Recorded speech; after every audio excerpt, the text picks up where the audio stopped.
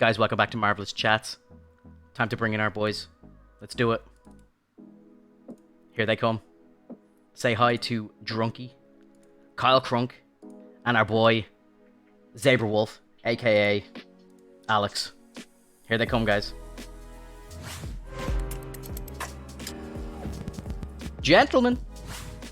Hello, hello. Hello. What's going on, man? What is up, guys? We are in the Batcave. Where is she? Where are they? What's up, gents? How are you? Good, how are you? I'm doing Fantastic. wonderful, and I am ready for a marvelous chat with these marvelous chaps. It's always marvelous. Hence the name, Always. boys. Hence the name. How the hell are It's we? How always, was the the week? best part is this what starts? This starts off the weekend. Like it just sets the tone right for the weekend. For me, it's like nearly 10:30 at night, but I know what you mean, Kyle. This does start the weekend. Like for you guys, it's like nice and early. You know, you've got your whole day ahead of you. I'm just like, fuck. I'm going to bed after bro, this. You know, You're living in the future, bro. I I am. mean, It's that's shit. all I can say. you got nothing to look forward It's to. shit. Yeah. He's already seen Spider-Man. There's not Spider-Man in it. Imagine. There's No, only one. I've seen that. I've seen the Andrew footage. We all have. Come on. Oh yeah. Did you see, actually, just speaking about this Andrew footage very, very quickly, did you, I don't know if you guys saw the original footage that got leaked. Like, I think it's fake, to be honest. Did you see the screenshot I sent you? Yeah, I think that's You from did an interview 2 days ago. yeah, I know. And then someone brought this out, but apparently they were like, everyone was saying that it was fake because like it was like looked like it was shot on a Nokia like 3310 or something. And then whoever leaked it was like, "Oh, you think it's fake, bro? Do you?" And then they went and released a 4K version of it. It's like, now what, bro? Now what? Oh my god! Look, guys, I know we're a movie and TV podcast, but I gotta talk about the fucking PlayStation Showcase last night for just for a minute. Holy. My of god, course. There's some Marvel stuff in there. There is some Marvel stuff in there, Let's and hear it. that's what I didn't see it. Did you not see it? Oh my god! No, bro. I like to learn it from you guys. Listen, Oh my I've always God. been an Xbox fanboy, and it's one of those things that you ride or die. Last PlayStation I had was a PlayStation 2, and it wasn't even mine. It was my brother's. Kyle, Kyle, get the fuck off this podcast right now. Get out of this podcast. No, And now I'm PC Master Race, so let's just be honest, we all are. in all seriousness, what I would like to, I didn't really watch the whole showcase from start to finish. I was kind of scanning through your video, Drunky, this morning, and yeah, I don't know, like the second that they put on that Star Wars trailer, I fucking I knew it was coming. Anyway. I knew it was coming, but when you just saw Darth Raven redone, oh my god, bro! Yeah. Wow. Is that going to be an exclusive? It's on PC, It's bro. on the PC. It'll be on PC. Okay. You're in luck, but I'm at a real crossroads because I don't know what to do. Like, I'm thinking, I'm obviously going to stream it, so I'm thinking, do I get it on PS5 and just slap it on Ultra and plug in my Elgato just so that we have ultimate graphics, or will it just be better to have it on the PC, but I'm going to have to slap it to medium? Like, I'm just thinking, I don't know what to do. Like, it feels like it's going to be a controller game for me either way, so I'm like, I think I'm going to play it on PS5 because I want the disc as a collector's item as well, you know? I want it for the shelf. You definitely course. you like to hold things. You're one of those people. Oh, yeah, Me, I am. I don't Yeah. like being tied to the real world, so I like to just be all digital. So I'm gonna Digital. download it. And On the we PC. enjoy our frames, you know? Drunky's Frames are life. Drunky's plugged into the Matrix. I'm in the real Yeah. world. Oh yeah, I don't want the 60 frames on the PS5. Exactly. I want the 144, the 240 frames. Yeah. Nice. Oh, yeah. I had my public game- experience. I had my game accidentally locked to 60 frames the other day, and I'm sitting there playing on the PC, and it literally felt like someone had booted up an N64 version of the game that I was playing, and I was like, how is this playable? Like, this is not playable. I was watching that stream, dude, and yeah, it was pretty great. Yeah, I figured it out. It was because the game was in borderless window, and then after playing the game like that for a year, all of a sudden it locked the frames to 60, so I put it on full screen, and it was good. Are you 100% that this game is going to be 60 on PlayStation? I mean, that's as high as it can go, right? The PlayStation. 120. Yeah, You can go up to 120. Oh, It can go up to next 120. gen I didn't know 120. this. Yeah. That's not bad then, actually. 120 at 4K as well. So, Yeah. Okay, yeah. I mean, if you have the monitors to support it, I'd say, and you already have a PlayStation 5. See, the thing is, for some people, They have the barrier still of not having a PlayStation 5, Well, that's which are still exactly That's so obvious as well. But you got to get your hands on Imagine. that and then the game. What I'm thinking is, what I'm thinking is though, I don't want to sacrifice any quality while I'm streaming it. If you get me. Yeah. Well, I don't know when this thing's gonna come out, but what we need to do is get you on that 2PC life. I know. I'm just thinking of the audio nightmares, bro, and I know what you go through, and I couldn't do it. Like, I was actually just talking about this not too long ago. The technology these days, it's really possible to do that with some gaming laptops. It's a legitimate option to get a nice gaming laptop and have a 2PC setup that way. Alex, I didn't know where that cat was going behind you for a second. I didn't know what was behind you there. I was like, this looks like a suicide jump here. I thought it was on top of the PC. Love it. Yeah, there's a second computer behind me. That's Katie's, and I forgot that she has it on a timer. So if you don't touch it, it just straight up shuts off. So I'm like, okay, so I guess the flames were just a preview. Yeah, that's fine. That's fine. Things to come. Yeah. Dude, the PlayStation Showcase, I think it's great that you're talking about it here because it does bring so much Marvel content, you know? Yeah. When they dropped the teaser for Wolverine, I lost my mind, man. I've been wanting like a real savage, like real intricate, like Wolverine game for the longest time. Oh, yeah. And Insomniac's making it, who made the Spider-Man games, which were fantastic. Like, they are the savior of just Marvel video games. Like, oh my god, I'm so excited for this Wolverine, man. I think that was the best thing. Did you play the Wolverine game that I think was on PS3?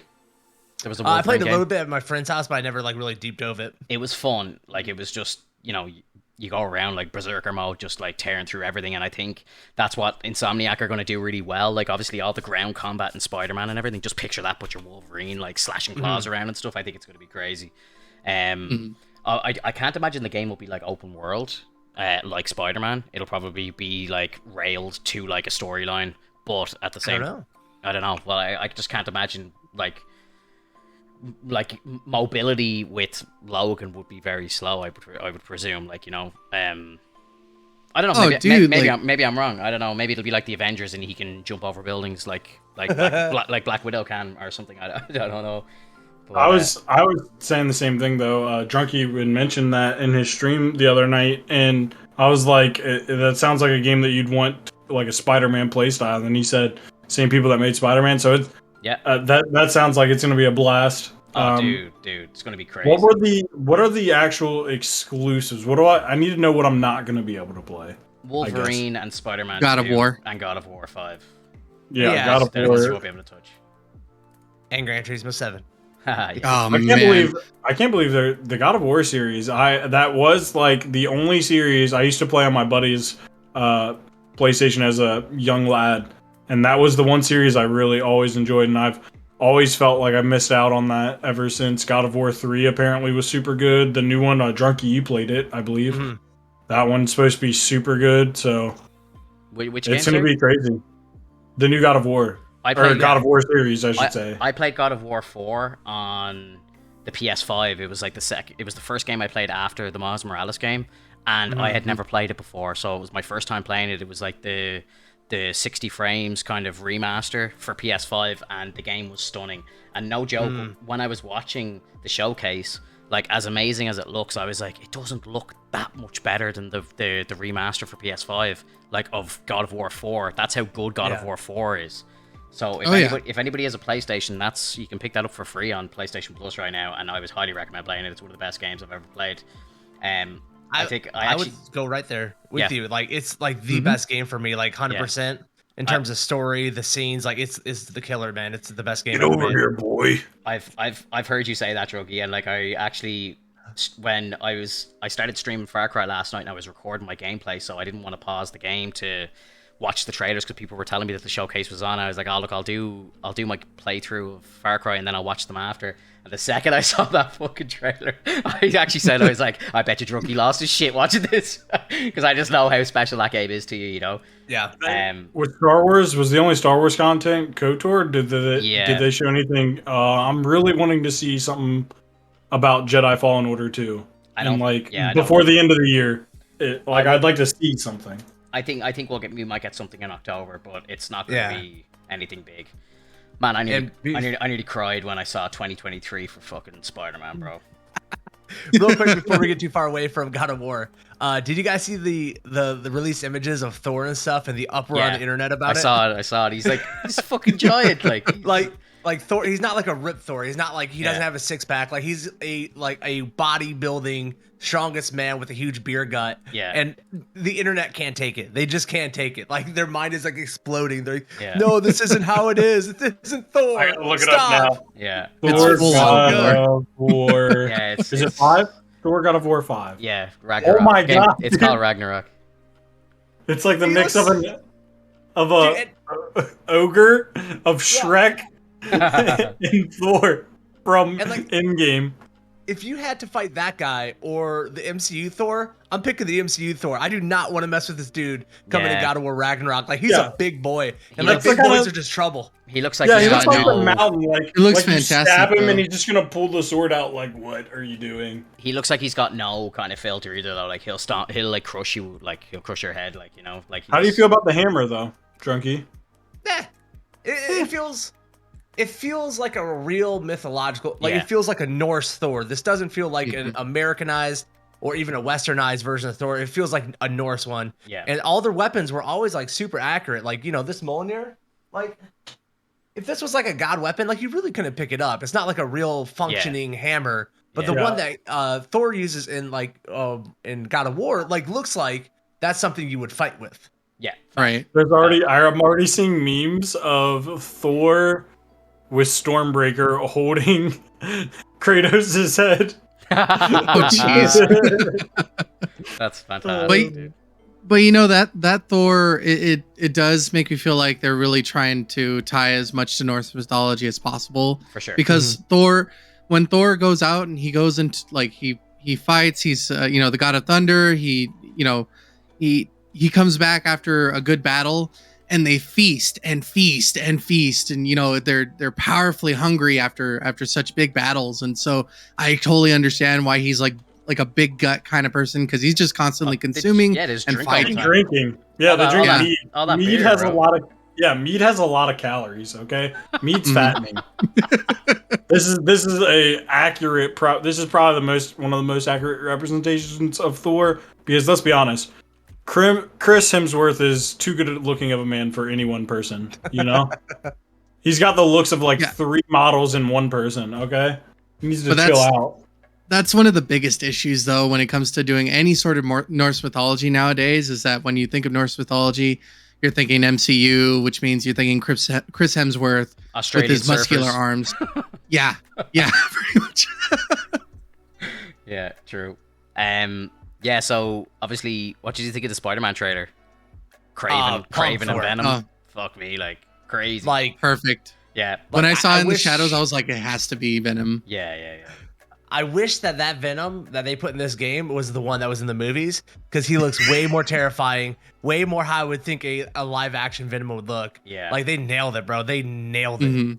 Yo, like Insomniac are just taking comic book content to the next level. Like that's the first Spider-Man game was perfection, probably like the best like adaptation of Spider-Man ever.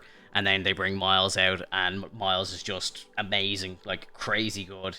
And now they're bringing out this game and Wolverine at the same time, and I'm hearing a lot of people saying online that their stories are going to be linked. It's like a Insomniac kind of universe, Marvel universe, and there could be potential crossovers with games and characters in the future. I was only saying this last week on the podcast. I was like, they need to start doing shit like this. Now, if they tied this into the MCU, it would be a lot cooler. But at the same time, this is like the right way to go. Like, as long as if you can bring I'll be honest Craven with into you. another game.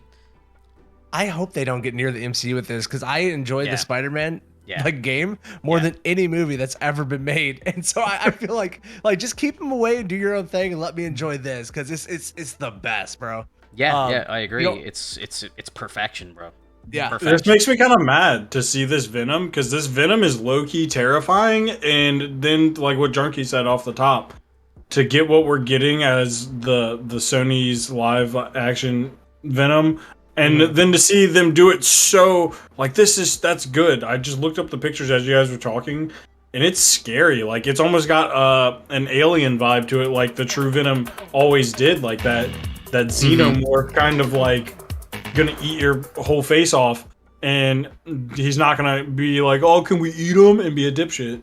So I at one point it makes me really happy to see him do it, but at the same time it makes me upset that you can kill it on one side and then mess up your movie like that. Now, I haven't played Miles Morales just yet, but do they hint more at Venom in Miles Morales? I don't think so. Okay, so no, not really. Okay, and you guys all finished the first game, right? Yeah. Yeah. And you saw the after credits for that situation. Mm-hmm. Yeah, I saw a crazy video. I'm actually gonna try and pull it up right now. Just give me 1 second. But it seems like what they're trying to convey is that Harry's going to be Venom. Yeah, I think so. Or hang on. Let me bring up this video because this is actually kind of funny as well. This dude's really good. Hang on 1 second. really on a quick side note, Drunky, I watched your video just to I skipped a couple of parts. I was just waiting for the parts where I knew you were going to be like. Yeah, I was watching. Got me. I wanted to see his reactions. Yeah. I had to see them.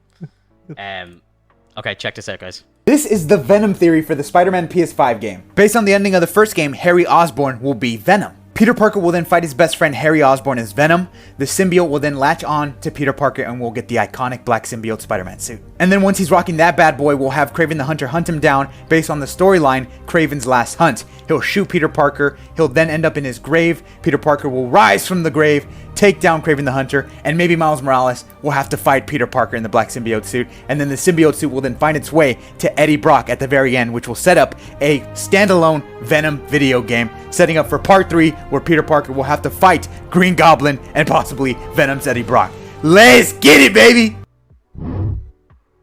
I like what he's putting down. Yo, why is Kraven fighting a banana hammock? Because that's creepy. Because he's the hunter.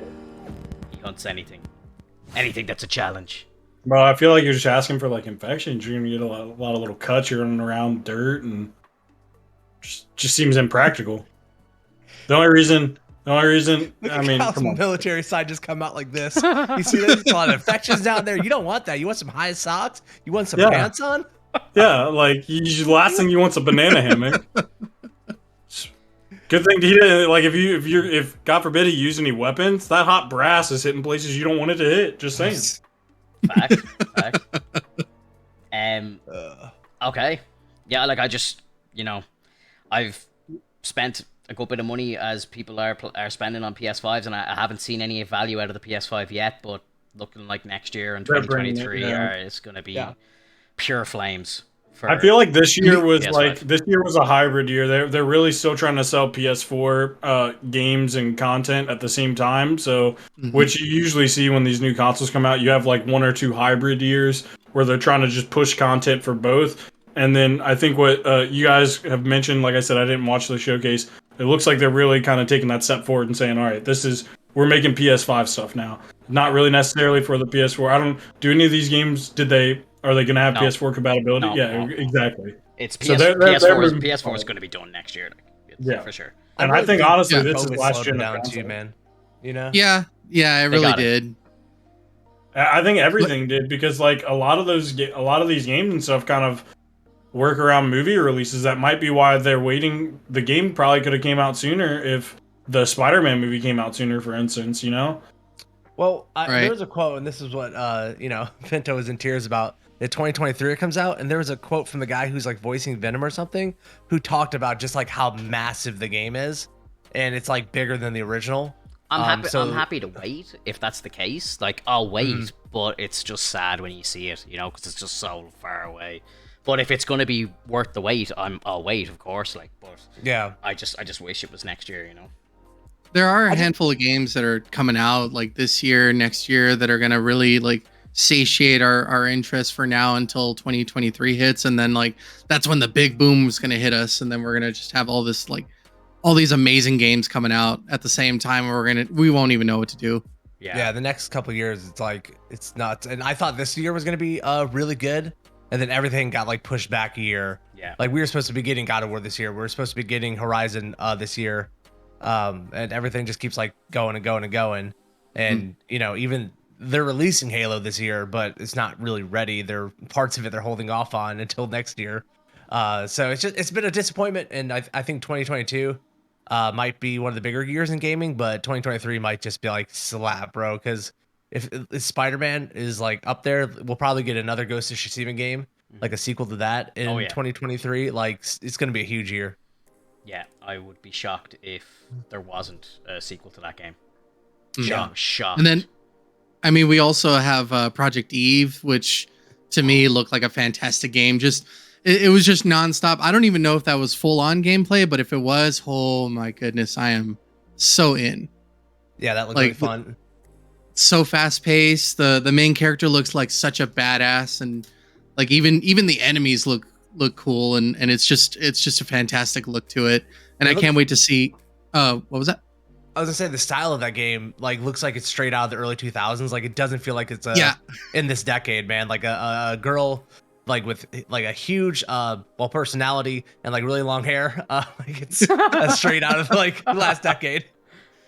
I mean, have you guys ever played Metal Gear Rising: Revengeance? I haven't played it yet, but I heard it's one of the most fantastic like hack and slash games that you could play. And when I saw Project Eve, I'm like, oh man, I'm getting vibes from that, and especially like the fast-paced movement that you see, a lot of the traversals that she has to do in the process, and it's just mind-boggling. And I was just getting hyped up for it, very much so. And then going back to Wolverine, Finto. So like, yeah, what you have to remember is that Wolverine used to travel around Canada in a motorcycle. So a lot of his stuff is probably going to be cycling, and in other cases, he can also use his claws to scale buildings, and they could probably use that in a way where they might speed up the process of him climbing so that it doesn't look like, you know, just like full like for sure. And then or maybe they can even add, like, it's possible that they're going to have like an upgrade system similar to Spider-Man, where like they add claws to his feet so that he has faster climbing abilities. You know, different aspects that I think will really help with traversal, especially if they're going to do an open world for this. If this is going to be linear, I'm okay with that, but I really want it to be open world because I know Insomniac can do it. Yeah, I think they can too, but I just don't see it, if I'm being honest. I just don't know if it works for a game. Like I don't think it can be as open world as Spider-Man. Do you know what I mean? Like, it genuinely. I think you're just like, I don't know. You're putting in that scope of Spider-Man, but like think of a game like Assassin's Creed or GTA, where it's like these are very landlocked characters. They got no abilities, and they're able to tell a story there. And so now you can get something like Alex saying, where you can climb buildings with your claws. Yeah. You know, he runs a little faster. You know, I think they'll be able to do it. Is it going to feel as majestic as Spider-Man? Like maybe not, but maybe they're going. It's hard to beat the fluidity of a web slinging son of a gun like that, you know? There's just something inherent about that that's always going to feel right. It's going to feel good. Going building to building and just swinging as low as you can to the ground, like skimming it, like that stuff's nice always. I was telling Drunky, I think it'd be really cool to see them kind of do like a Where in Time is Carmen Sandiego type vibe, where like you could play different time periods for a certain set of missions, because like you've mentioned so many times, Finto, that one opening scene yeah, you just get that in game form, dude, where you're playing missions at these different periods, and that'd be pretty cool to me. I mean, that falls more in that linear game set than kind of an open world game set. But again, you can do open world in different time periods, like an Assassin's Creed kind of style, like Drunky said, which I think Assassin's Creed's done multiple times, whether it be through Desmond or whatever. So yeah, I think there's a lot of potential there. We'll see. I'm sure we'll see gameplay trailers in the next 5-6 months or so. Yeah. And as of right now, I think Insomniac is as far as I know, Insomniac's one of the untouchables. They're pretty much they've been on fire for the longest I can remember. I mean, they did Spyro, they did, Ratchet and Clank, They've done Resistance, which is by far one of my favorite franchises. Do they ever sleep? I don't. They don't. Like at this point, I don't even know. The name of their company is homage to how they work. Like, you know, it's insane. Like the amount of fucking shit that they're putting out is crazy. And if they are working on 2 open world games at the same time, like that's just bonkers. Like, because they're not going to be set in the same place. It's not like you can just drop Logan to New York and just use the same map that Spider-Man has. Like, you know, it's going to be 2 completely different games. Like, the point I'm making about it is I completely trust what Insomniac are doing. I don't think they can do any wrong. I just don't think it's going to be... I think they're going to be 2 very different games, is what I'm thinking. Mm-hmm. And that'll be completely fine. If they can't do 2 open world games, that's completely fine. They have their formula with Spider-Man. You know, of course, we're going to see it again in Spider-Man 2. So if in Wolverine they want to change up the formula, I'm more than happy. Yeah. Yeah. I really hope they also just don't make the scope of this just Wolverine. I think one of the great things about Spider-Man was all the kind of like cameo storylines that they had in there. Yeah. Like I would just love to see, you know, good video game versions of the X-Men in there. Whether it's just Professor X or maybe get Jean Grey, Cyclops in there, like all that. Have them floating around the universe of that game. I'm all in for it. Yeah. And I'm gonna I'll keep saying this over and Deadpool, over. please. I want him to run into Deadpool, and I want him to run into Hulk. Yeah. Yes. Well, I want those battles. I think So- you could get a Hulk. You could get a Hulk appearance just with the little Easter egg in the teaser, and I know that's just to Wolverine's first appearance in the comics, but it's a Hulk comic, so I wouldn't be surprised if there was a cheeky little Hulk appearance. I just want a proper superhero MMO. Like I mentioned, I think last week, I've been playing the mobile new Marvel game a little bit here and there. And they've done it right. They have like a good story as to why there would be 100 Doctor Stranges running around, and you pick like your own like squad where you have your main lead hero and you have a couple other heroes that you can switch between and level them up individually too. And it's super fun, and I've seen Drunkie's experience and some of Finto's experience with the latest Marvel iteration on PC, and it just makes me sad that like I feel like I had more fun on my mobile game at some of these points doing little missions than you know. I don't know. I would love a reboot of City of Heroes with, you know, updated graphics, because that was my favorite superhero MMO I've ever played. I loved it, man. Like, we need a good superhero MMO right now. Yeah. Did you guys ever play DC Universe Online?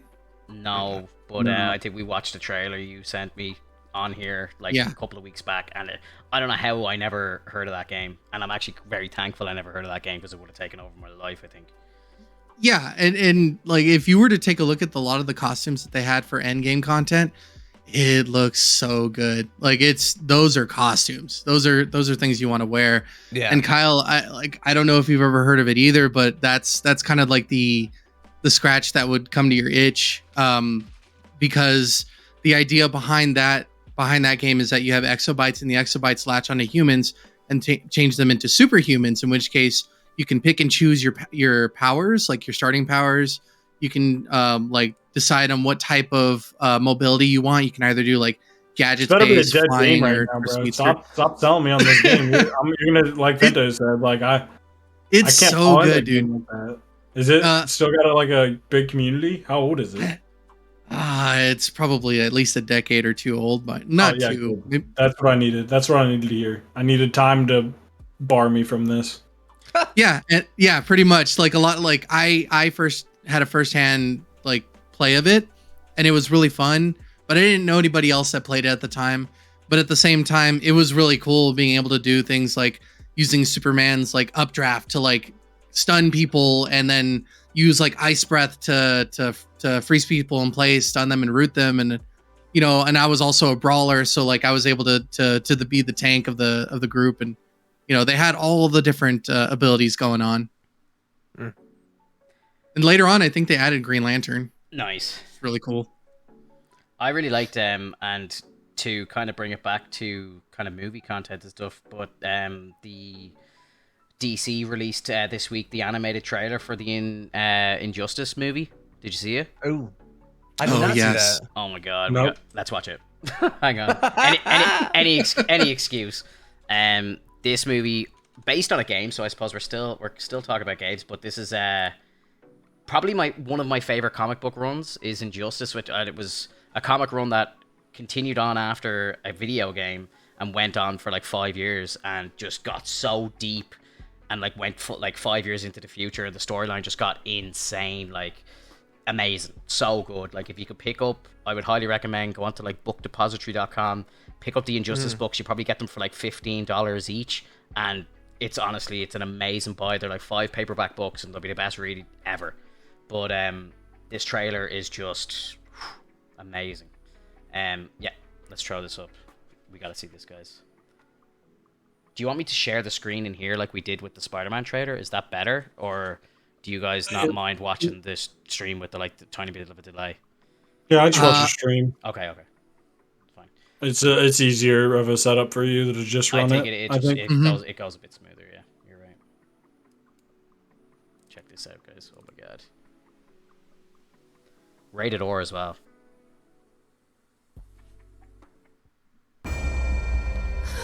Imagine meeting you here, Lois. This is a priority call to all Justice League members. A woman is missing. She's one of ours. Her name is Lois Lane. Lois. My masterpiece.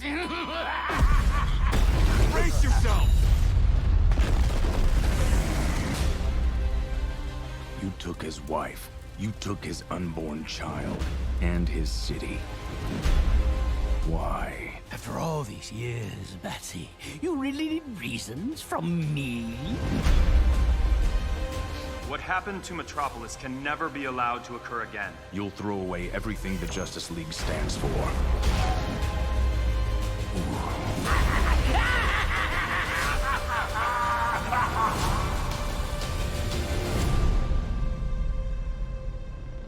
Oh, hell yeah. Man. Yeah, that's gonna be good, bro. You know, I love the art style in What If, but every time I see the DC animated universe, I love their hand drawn style infinitely more, man. It feels just so looks much good. It's extreme. It It's feels just like extremely old school, but like revamped HD old school at the same time. Mhm. It's Like you almost get that feeling like you're gonna see Pachow and Pow little like bubbles coming out. Yeah, no, it's And so, you can it's draw so them good. more like superheroes because they don't have to be realistic because they're hand drawn. You know, when you do Of course. 3D, you really got to keep them realistic or it starts to look super cartoony, like in a kid way.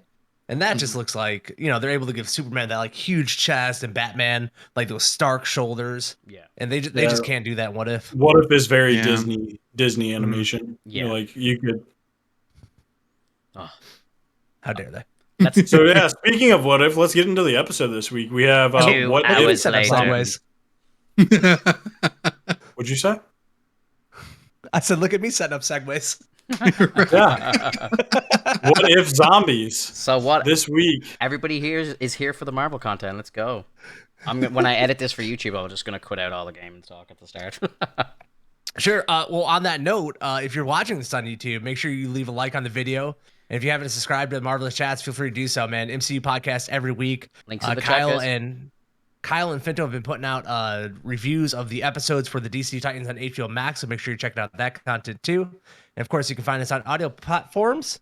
If you're into that, if you're an audio listener, if you need something to listen to while you're driving, we're on the audio platforms too. Hell yeah, dude.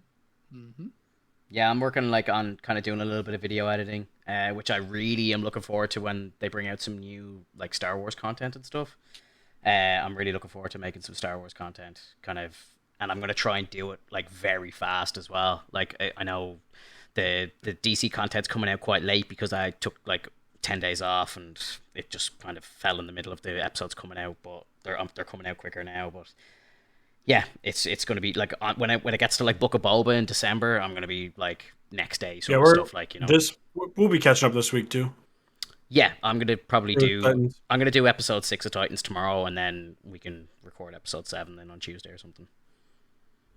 Boom. So yeah, What If Zombies this week we have what was the start of Infinity War, or is that the start of Infinity War, right? Yeah. Yeah. After Thor Ragnarok, Banner gets the Bifrost, shoots him down. He lands into Doctor Strange's mansion, And instead of what we normally get in the movie where he's greeted by Wong and Doctor Strange after he lands, they kind of have an homage to that where he's like, hello, is anyone there? Like, nobody's there. And he even asks, like, am I too late? Because he knows that Thanos is on his way. And then, go ahead. Do you know what scared me the most about this episode was the fact that they were just terrifying zombies because they were able to like use their powers, and that fucking like they were semi-intelligent. Like, because I'm like, oh my god, like I was like, oh maybe these aren't because like when the portal opened and you see like the Stark tech going off, I was like, oh maybe they haven't turned yet, and then you see the zombie versions of them come out, and they're like, I was like, wow, so like a zombie version of Wong is able to create portals. I was like, no wonder the Earth is destroyed. Like, do you know what I mean? If they have that intelligence to be able to do that, like, that would be a fucking incredible movie if they did something like that. Like, because, like, it would be truly terrifying. Now, I don't think Disney would ever do something like that, but, like, that could be something that you could look at in, like, a Deadpool movie or something. I just think that idea would just be so good. It'd be so terrifying to see. Like, imagine, like, 28 days later, but like, there's Spider-Man coming at you and stuff. Like, it would just be absolutely terrifying. Like, I thought that was mind blowing about the episode. They did it really well too. Yeah. Like, they have Stark's nanotech suit, and like, obviously his helmet's not going to be on at all because he wants to be able to bite you. So like, we didn't see Zombie Stark put on his helmet once for that reason. I feel like Doctor Strange he looked like the most unrecognizable to me, just straight kind of like filler zombie, but with powers. I don't know. Yeah. I never felt like he felt very like, even like Hawkeye showed like emotion. Like you said, they were intelligent. At one point, he shoots an arrow and then like he smiles, and it was terrifying, dude. Like, imagine that. Yeah, and like they can obviously do hand-to-hand combat. The Hawkeye's shooting arrows pretty accurately. Obviously, Stark's using all his tech. Like, it was just mental. And then like you've got the Ant-Man as well. I don't know. It was Pym, obviously. Who was like shrinking and going back to normal size and stuff, so he was like biting people in the smaller form to turn them and stuff. I think that's how Captain got turned at the very start, and like that is just, can you imagine? Like, that's just terrifying to think. Like a mosquito bite turning you into a zombie. Exactly. Yeah, no thanks, bud. Crazy, bro. I would give anything to see some sort of like version of this in like live action somehow. I don't know how they do it or where they could do it. But all they do it is they record it. And it doesn't even have to be like full length. It could be like a short like special or something, and they release it as a Halloween special, live action. Bang. Yeah. I just don't think Disney are going to put out any like real life zombie stuff. You know what I mean? Like, that's where we're kind of capped off in what we can see. Although maybe they're going to change. Like, you know, I think Deadpool's going to be a big pull for them, like revenue wise and fan wise and everything. They're keeping that rated R, so it's probably going to be still pretty gruesome. So maybe they create a kind of Disney or something like that, like, and then they can start doing shit like this. But like, I think that will be a big win for them to expand this like genre, because to me it was fucking incredibly entertaining. I just like I loved this. This was probably my favorite episode, and for multiple reasons. I loved Peter in it. I thought it was a great rendition of Spider-Man. Don't know why Tom Holland didn't do the voice. I thought that was kind of weird. I don't know. He obviously had his reasons, probably conflicts and shooting or something. But again, I think I've mentioned this before. If I was someone like Tom Holland or Chris Evans or any of these guys, I would not pass up the chance to be part of this show, because it's just incredible. And I can't imagine it's too much work or too much time to actually record a day's worth of lines and appear in the show. Like, I think Tom Holland really skipped a beat here. Like, you know, it took away from it a tiny bit for me, because I knew it wasn't him, you know. Obviously could be like obviously just different universes and stuff like that, but at the same time, when you're hearing Mark Ruffalo but he's standing beside somebody who isn't Tom Holland, it's kind of strange, you know, and it kind of takes it away from it for a tiny bit for me. Yeah, so I don't know. I absolutely loved that Bucky finally got the shield. I thought that was just the best. Like, I was like, yes, he has the shield. And I love how he's like, sorry, old friend, or like, sorry, Cap. Yeah. However he says it. End of the line. Well, it wasn't really the end of the line, bro. He didn't aim for the head. Like, I don't know if they've learned anything from anything, but we could have, like, in the redemption, when Thanos comes around, we could have half Cap crawling out, coming for your ankles, bud. Yeah, I true. think with Metal legs. Tom Holland, it's probably one of the more interesting aspects of it because it's not only that they didn't use his voice, they also didn't use his likeness. Yeah. So I wonder if this has to Yeah. do with contracts with Sony. Maybe it's just Tom Holland not wanting to be in an animated feature, trying to protect his likeness and make him feel more separated from the MCU than other people. Because Chris Evans also wasn't a part of it. Yeah. They use him. Spider-Man. I don't like that Spider-Man logo that they use. It looks like a very geometrical. Like, I don't know. I like. Well, it. one of the explanations behind that was that they didn't have the rights to the Marvel, like Disney and Sony based one, and so they had to use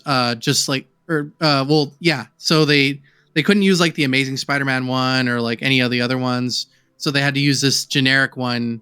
But it that was they had Tom's suit though, just with a different logo. That's the problem.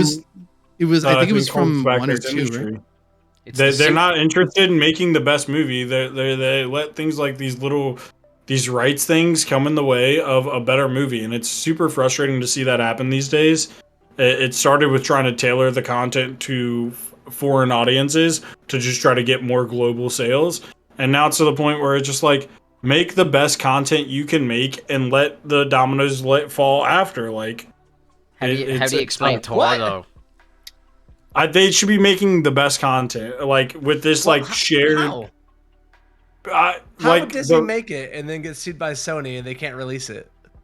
That's what I'm saying. Is I feel like there shouldn't be, like with Spider-Man. I feel like they need to come to an agreement to like share the rights and likenesses. Like, hey, if you guys are making Spider-Man stuff, make the best Spider-Man shit you can make, and good luck with it. And then Marvel should have the freedom to do the same. Make the best Spider-Man stuff you can make, even if it's like the likeness of like a video game suit or whatever, and let the dominoes fall and just fall. Like, let your work speak for itself.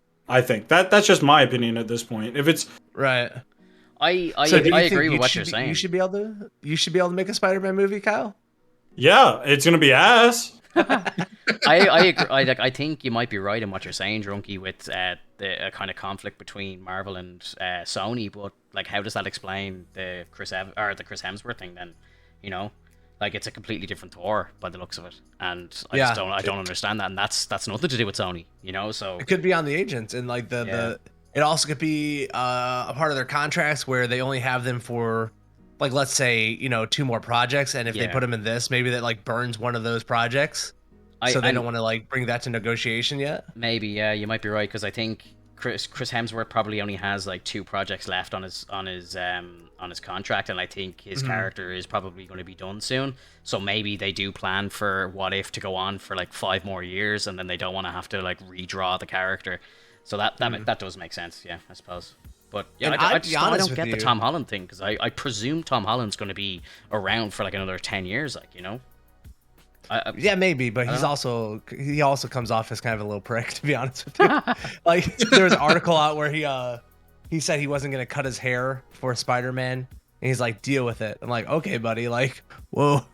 He's like, I'm an actor. That was like my first step in becoming a real actor, was telling them I'm not going to cut my hair for Spider-Man. Oh, it's like, oh my god, get a hold of yourself, sir. Like, well, another thing about being an actor is being replaced, so you should probably worry about that attitude. I'm actually good with him not being part of it. I wish they didn't have the voice actors at all. I know a lot of people love having them.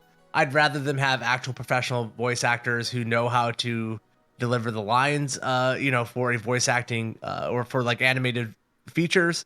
Who have like really good audio setups at their house or whatever when they record this stuff. Because it's so many times it just kind of feels, the voice acting in What If feels kind of mismanaged and misdirected, and I don't know where that is, where that comes down along the line, if it's the actors or if it's like the directors or the recording directors. But all the voice actors they've replaced MCU characters with have done great jobs with those characters, and all the MCU actors who have voiced their own roles have been a little iffy. Dude, perfect you were the segue king today, because that is one of my biggest episodes, or biggest problems with this episode, is they get Paul Rudd in there, and like, Paul Rudd's a good actor, but they limit him to trying to say stupid jokes every time he opens his mouth. Like, we get it, he's a funny guy, and those quirky Paul Rudd jokes are awesome, But that shouldn't be all that we got from him. Like, he literally had no content in his lines. Everything he said was trying to be a quip really quick, and it's just Dad like, jokes. bro, you have Paul Rudd in here. Like, let him do his thing. Like Drunky said, just felt very mismanaged. Like that actually made me dislike this episode a lot, because I really enjoy Paul Rudd, and I know that it's probably not him, but like everything just felt so forced. Like, yeah, I don't know. Like, as I think, like, you know, Paul Rudd is an absolute joker, and his character in this episode is a fucking head in a jar. So I think, like, you know, it's not very serious. So, you know, I think it's light humor, excuse the pun, like, but, you know, He says the Harry Potter spell while he's flying. Bro. yeah. Yeah. I thought it was fantastic that they wrapped the cloak around him, and it kind of made him have a body. I was like, this is fucking genius. But yeah, like everything he said was a joke there. Nothing he said wasn't a joke. Like when the cloak goes around him, he's like, "Oh, I feel like I'm at prom again." And then he says Wingardium Leviosa. Like everything he said was a joke. Whereas like Sebastian stands here, and he's been in 2 episodes now, and it feels like he's had a lot more freedom to kind of express himself and have fun with it. Where it's like they're like, "We got Paul Rudd, be funny." It felt like they were like, "Paul Rudd, be funny," and he's like, "Okay." They just do a really great job knowing Bucky in this, because like Finto said, like when he picked up the cap shield, he looked great. The line he said where he's like into the rail pail or whatever, like that's a callback to Captain America 1. Yeah. When his first line, he's like, "All I have to do is squeeze right now," Yeah. and he's like, he's grabbing the dude by his neck. He's like, "Ooh, your metal alarm is waterproof. How convenient." Yeah. It's fantastic. Like, and I just, you know, I've always wanted to see the shield and the arm, like, and it looked so good even in animation, dude. It just looked great, and I really hope he gets it at some point. I think they need to wait a few years and let him redeem himself as a character, but I want to see that shield on his back with that fucking with that arm. Oh my god. Yeah. I'm excited to see Falcon in the role of Captain America. But like a couple of movies down the line, I'm really excited to see Bucky take that role over and just get like that version of Captain America out there. Like it's just the future for Captain America is really bright as a character, or a mantle, I guess. Yeah. So it's. Do you think Sam holds on to it for long? I think 2 movies. Yeah. I think like an Avengers event, maybe. Damn. I think maybe one, like. I mean, Bucky's gonna be old by the time he gets the shield, bro. Sebastian Stan's gonna be an old fat. That's what I mean. Fella. You need to do it sooner. You need to do it sooner rather than later. I don't know. I kind of maybe see Sam having the shield for Captain America 4, and then that's it. I think he loses it after that. You fucking hate Falcon, bro. I just hate him, bro. He's a supporting cast member. Like, you know, that's all. Well, because he's been. If they get Russo brother level directors and writers in on the next Captain America, they can take Sam to that level. I don't know, bro. Because even when they had the Russos, I still wasn't in love with Falcon ever. Because he's the side character. Like, I know, he's the but main still, character. I love sidekicks though. I love sidekicks a lot of the time. I have no time for Sam. And even like me and my girlfriend were watching this episode, and when he gets chopped in half, like we both cheered. Like it was just like, yes. My girlfriend goes, "I hope he loses his head," and he got chopped in half, and I went, "That was even better." That was kind of a funny line. She's like, "That was your friend," and I'm sorry. He's like, "I should be upset right now, but I'm not." The amount of like zombie movie tropes that they threw into this episode and made it really work inside the MCU was fantastic. And this is something I didn't know, is that Marvel Zombies, the comic book, was actually written by Robert Kirkman, who did The Walking Dead. Hell yeah. And so Really? like this, and so this episode they had so many good like zombie movie moments.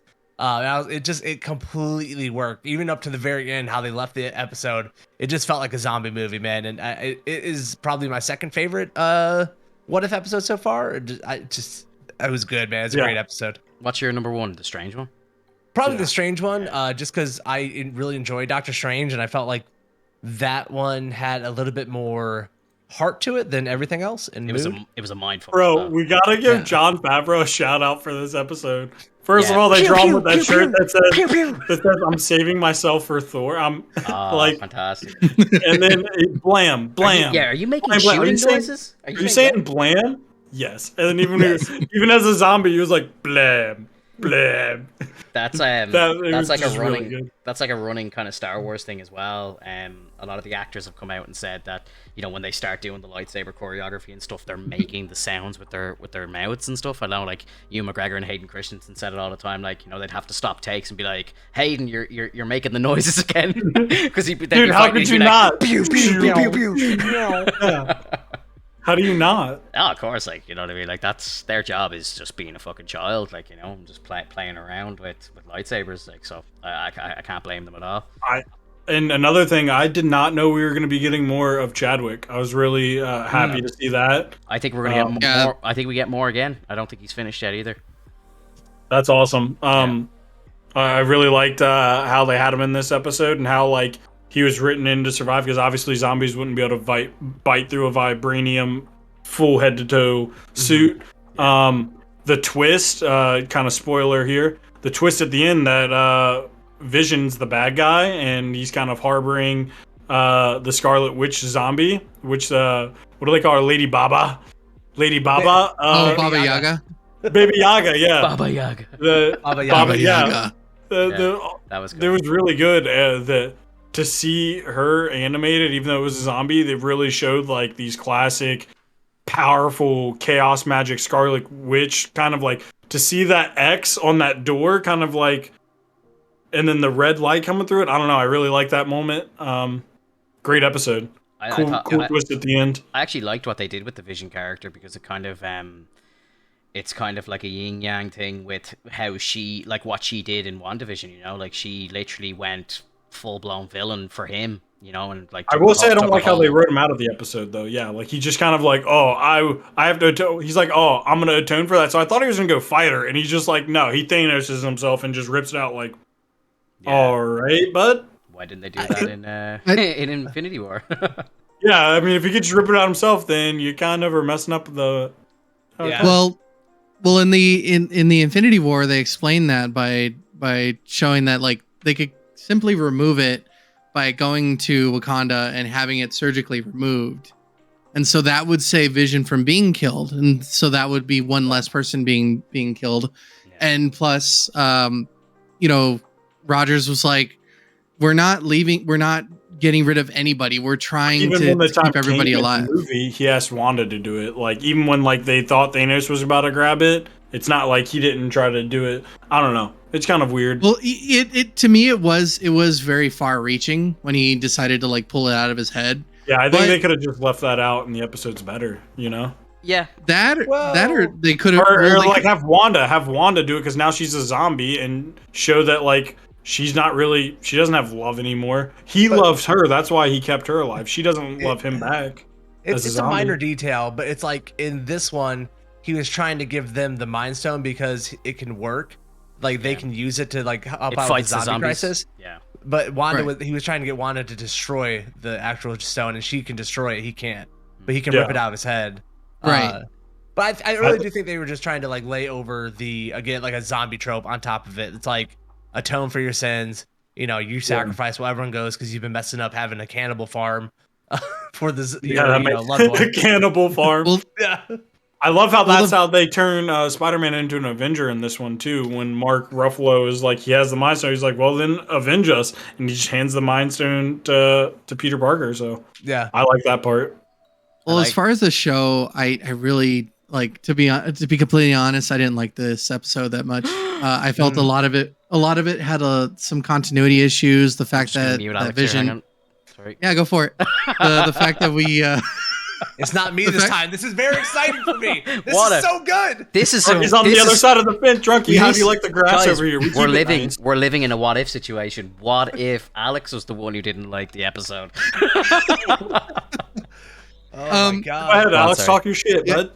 I'm really glad that for this show, for this episode, it did have a lot of, you know, zombie vibes, you know, 28 Days Later, and other zombie movies, of course. But there were quite a bit of continuity errors. The whole thing with Vision, like when Kyle mentioned it, I was thinking to myself, wouldn't it have been more applicable if he had kept himself alive to kind of stave off the zombies so that they have an easier time getting away? Pulling out the stone from his head, kills himself in an act of retribution, but wouldn't the true act of retribution be that he goes to Wakanda with them to remove it, and then ultimately keep everyone safe in the process, because now you have other Marvel characters chasing after them, and it's not as safe as it was when Vision was alive. I don't think Vision ever leaves Wanda's side, though. That's the thing. No, of course not. But at so that's what I understand about him pulling the stone out. But it like, I think they could have done better to kind of reason with him and show him like what you're doing is actually completely wrong.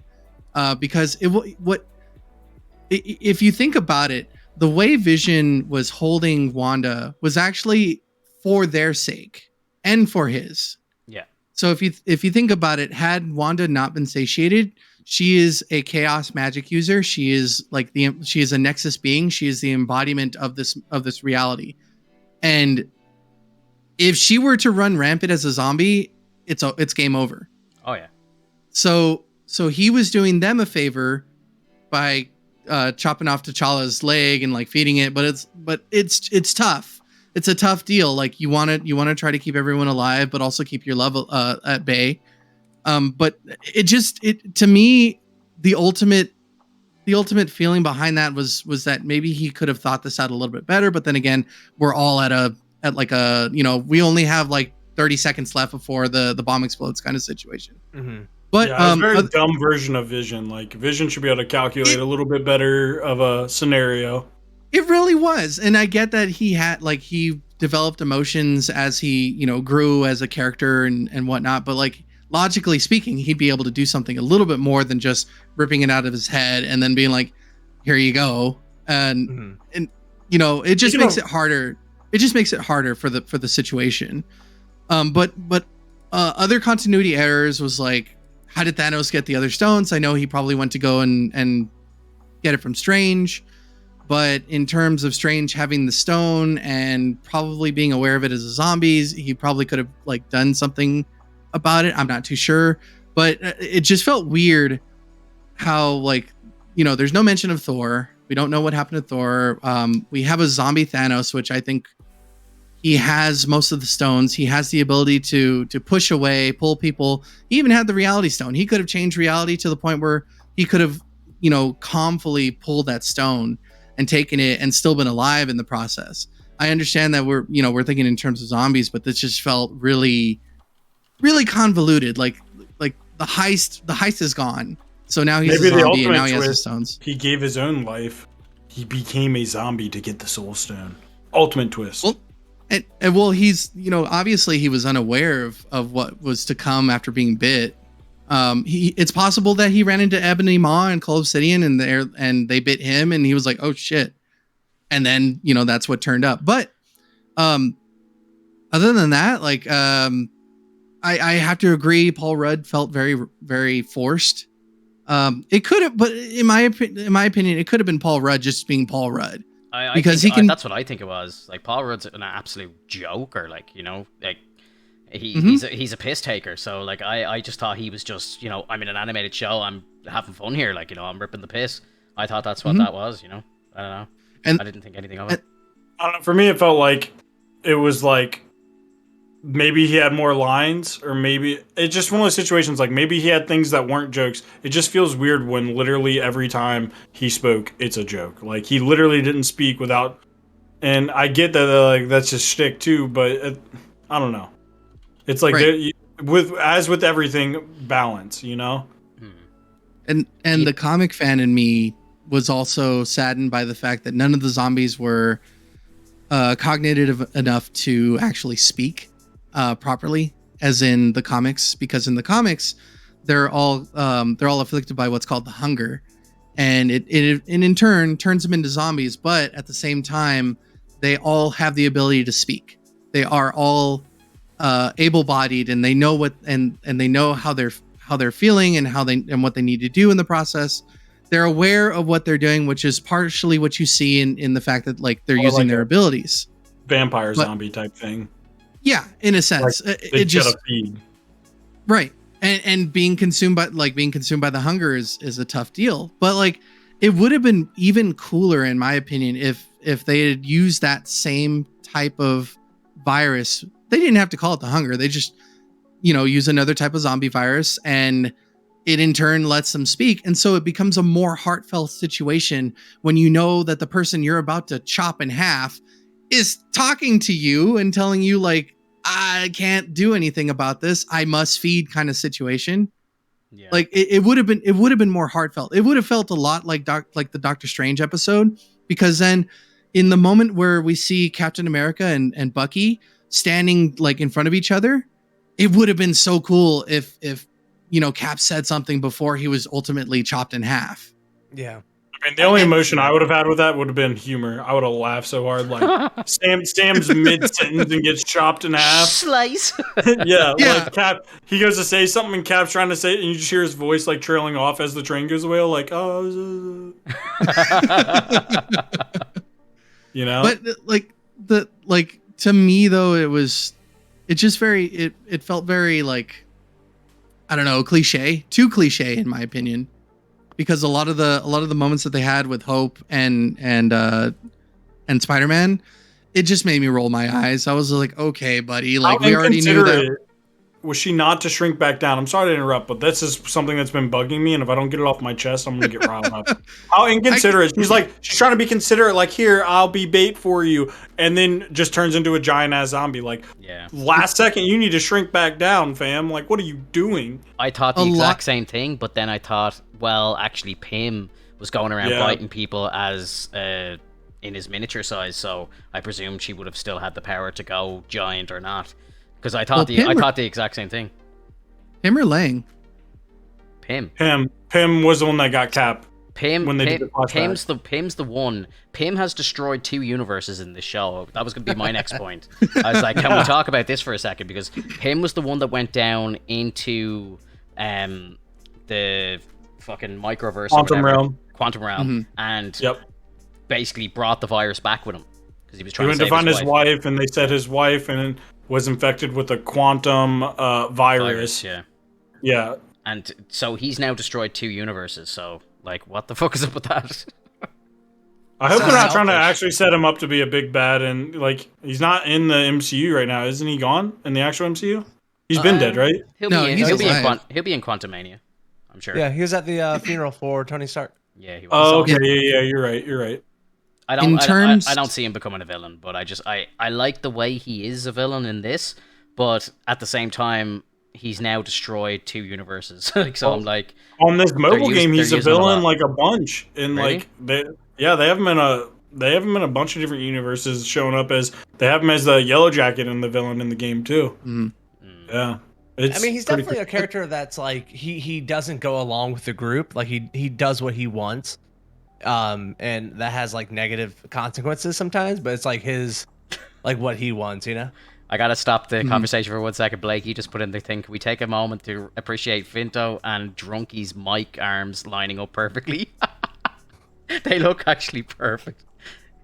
High five. Yeah, I like that Drunkies. My thing about Drunkies is that Robo's peeking through like the 2 bars right there, like super sus, like still kind of like, hey, Tom, like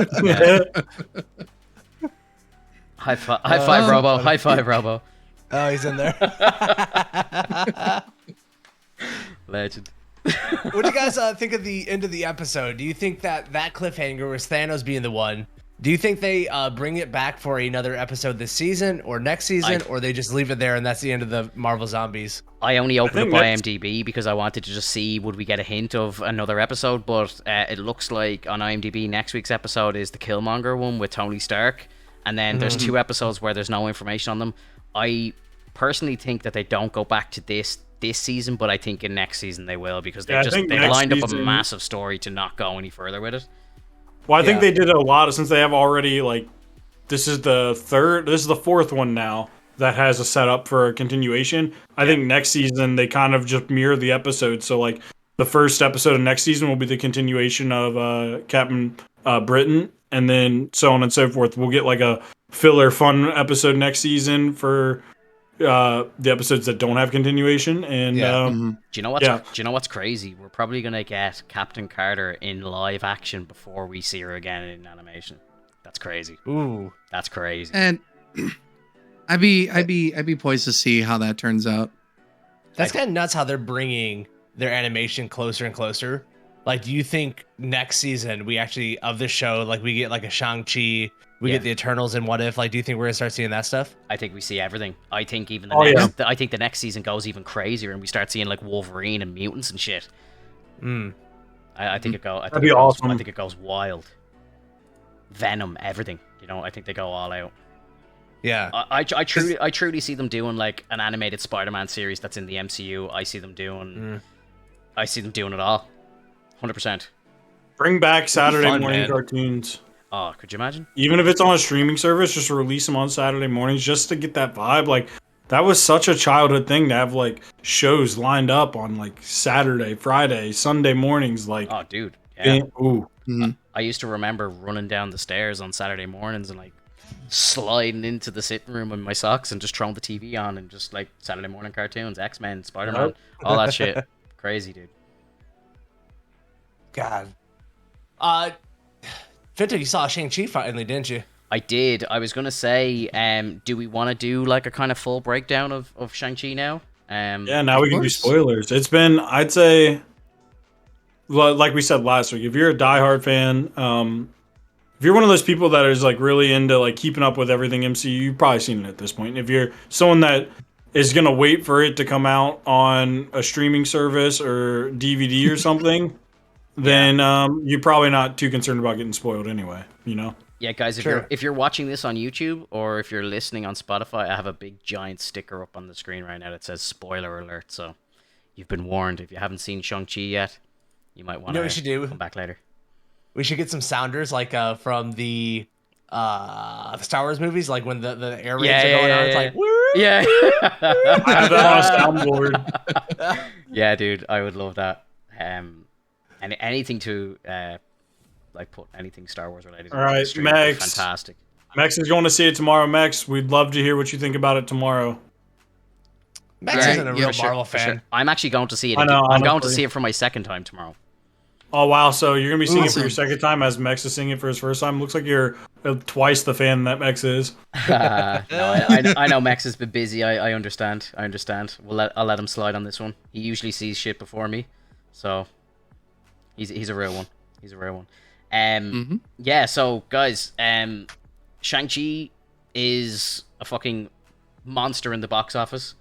It's hit 166 million so far in the global box office, which is just insane. I know numbers don't usually matter, but with the world that we live in right now, it's very important because there was real talks of them potentially delaying Eternals and Spider-Man into next year, and now they've confirmed that Eternals will be released. It will be a cinema-only release as well, which for me I think is great, because it's trying to bring theaters back, which is good. And you know, I love the option of having it on a streaming service as well. And I think, I can't remember who said this, but somebody said this in something I was listening to. You know, if they were to have the exclusivity of it being a cinema only release, but then maybe on week 2 or week 3, then they put it up on Disney, I think that's where it would really slap, because you've got the diehards that are going to go see it in the theater. You've got the big fucking opening weekend. You know, you've got your Thursday, Friday, Saturday numbers, which are the big deal in the US for the opening weekend. And then the next weekend or the weekend after, you then bring in all that streaming money then on top, which 100%. Is just straight money for them, like straight profits. I think you increase your chances to hit the diehards a second time, because like I would buy it and watch it again a second time. Exactly, 100%. And exactly. I'd be way more likely to watch it a second time if it was 2-3 weeks out, and it's like I have friends over or something, or watch party type. 100%. Yeah, and I think I just don't know how it works. Like, Shang-Chi now is probably not available on Disney Plus till probably October at this stage, and I just think that's very far out for them to be clawing in a lot of money that they could get a lot sooner and still not damage the box office. Like, I think they were only projecting about 80 million for this movie, and it's done twice the amount of what it was going to do, and it's only been out a week. So, you know, it's been a big success. But sadly, it may not show up in China, because apparently there was a comment that has resurfaced in 2017 made by Simu Liu, and it's reportedly causing controversy in China. So they may or may not allow Shang-Chi to I say this premiere. I say this with the utmost respect for China, but I genuinely don't give a shit about China. Like, honestly, let them do what they want. If they want to let an actor's comment stop them from seeing a fucking film, like stop their country from seeing a movie, I think, like, fucking leave them to it, dude. Like, see you later. Like, Yeah. do you know what I mean? Like, the world is not that fucking sensitive. Like, get over it. Like, it's a fucking comment. Like, the big joke about it too is like there is no bigger market for pirating than China. So them not getting a box office release in China doesn't stop the Chinese public from seeing this movie. They all have seen Shang-Chi. Yeah. They love watching American films. This is like well documented. Like, you know, it's why they limit how many foreign films come in there, because there's such an appetite for cinema made outside of China coming to China, especially from Hollywood. yeah. And so they're gonna watch it anyways. And it's all about, and the Chinese government knows that people are gonna watch it. And so it's all just about, you know, getting Disney and Hollywood to kind of like toe a party line rather than actually protecting their culture from anything, because they're never going to be able to stop that. No. No, not at all. Yeah. It's amazing how much they've tried to censor it, and yet they're just hurting themselves in the process. What was your big takeaway from Shang-Chi, Fento? Like your overall rating? Break it down for me. What are your thoughts? So, Out of 10. Out of 10, I think I'd give it an 8, and I think it has an 8 on IMDb, which I think is actually a proper kind of reflection of how I felt about the movie. I really liked it. I loved the whole martial arts vibe. I loved the Asian feel of it. I thought it was great. I really enjoyed the comedy in it as well. The female actor Katie, I don't know what her real name is. I thought she was very funny in it. Like, I'd heard a lot of reports from her, or like about her, saying that, like, you know, she got a bit stale in the movie as it went on, and I kind of thought for most of the movie she was very funny, and she did add value to the film.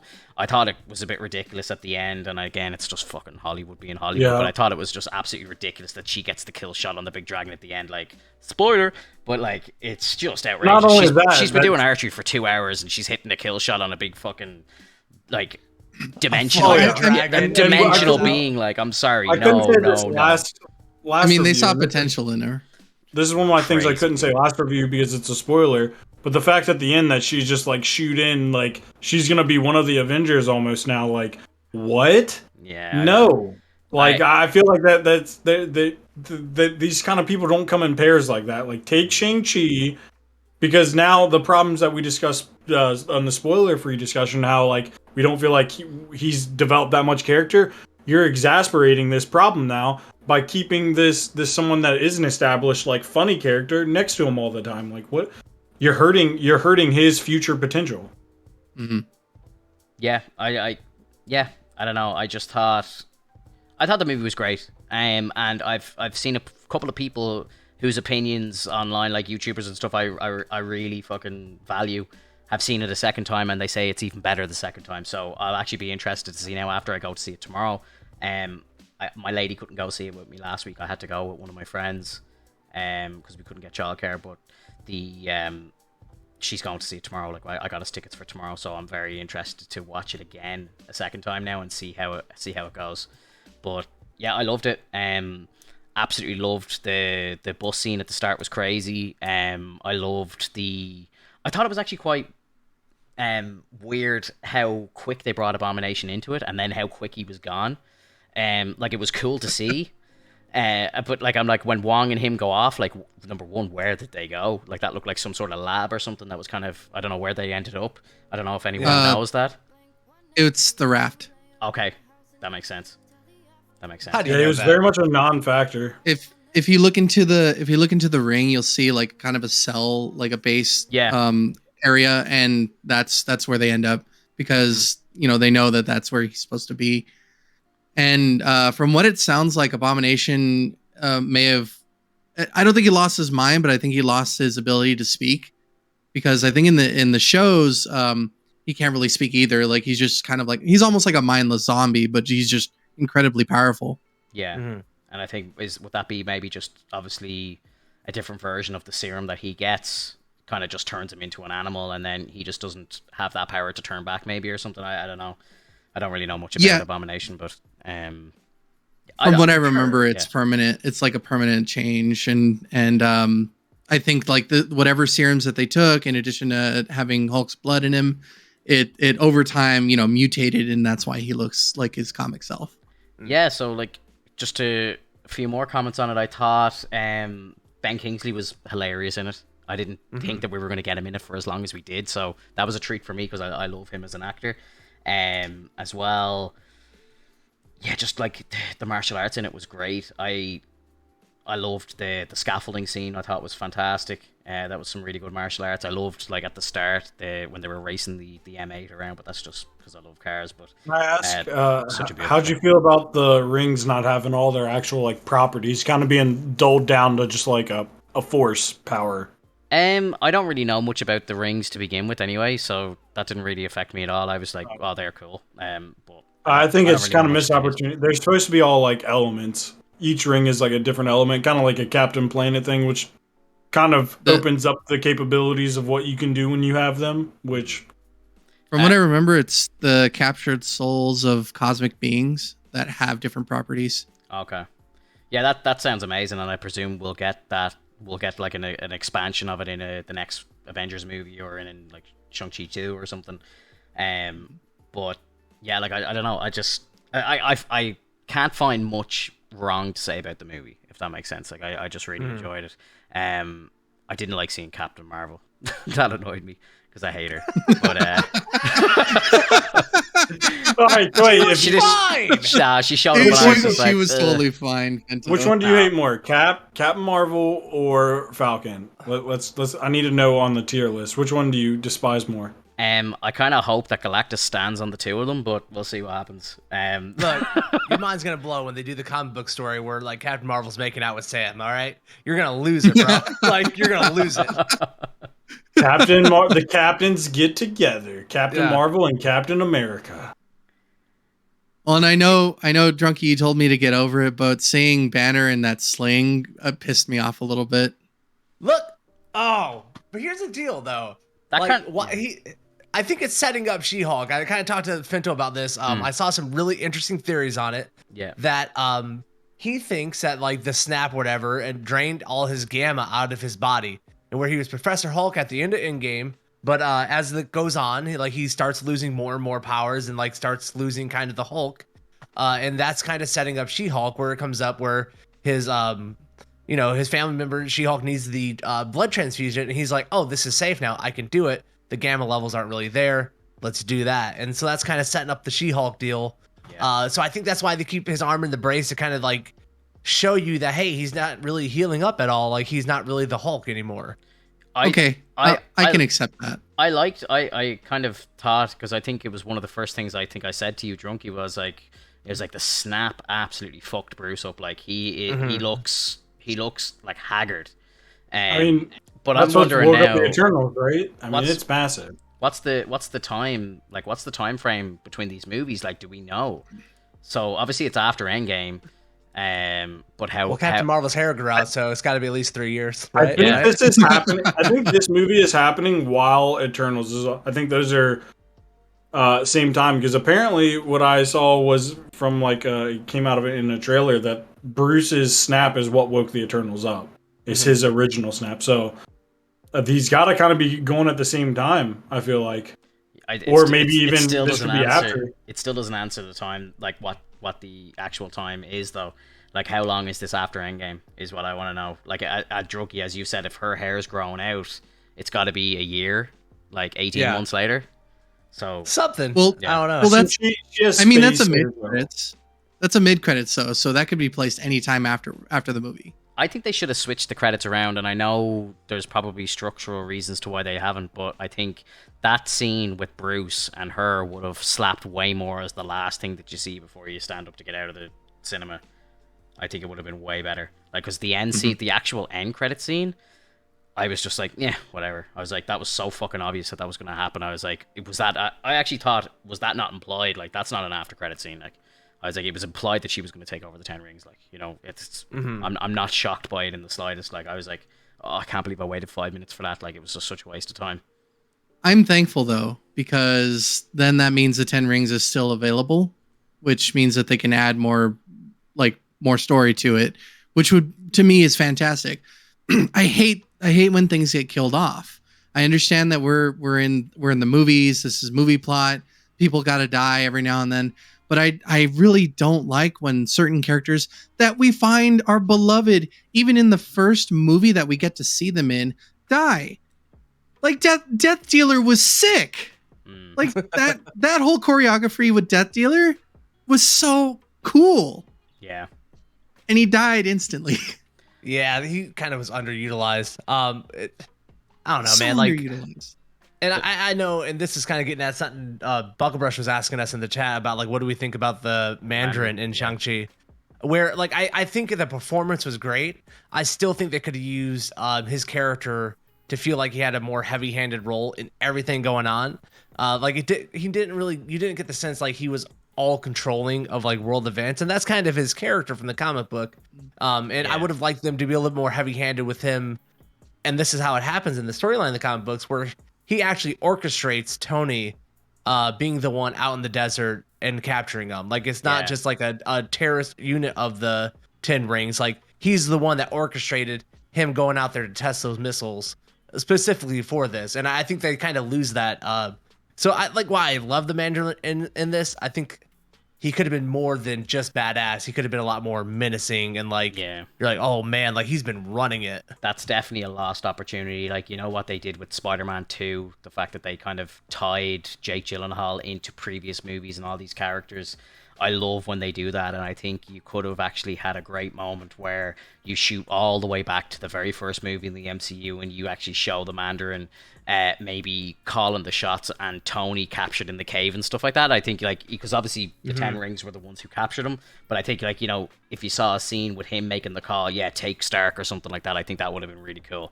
And, like, again, very simple to pull that off.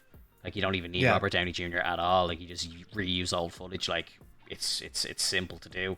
I don't know. I really liked the character. I liked his kind of time hops and stuff. I thought it was really cool. And then I loved the fact that he put the rings away to have a family and stuff like that. And then obviously her death is just so tragic for him. And it's like the rings go on and he's full revenge mode. And, like, you know, I think I could speak for anybody who's in a relationship. Like, you know, if someone was to, like, kill your wife in front of your children, you know, over something silly, like, you know, a dispute or something like that, or whatever it was like a dispute over land or something, like you're gonna go full Terminator. You're gonna destroy the world, like, you know, as you would, like, so right. And I just fully believed in what, like, in the reasoning for what he was doing. It made perfect sense to me, you know. And I thought I loved how he was bringing the kid around to, like, you know, identify each person that was there that night and all. I thought that was gripping. I really loved that. Like, it was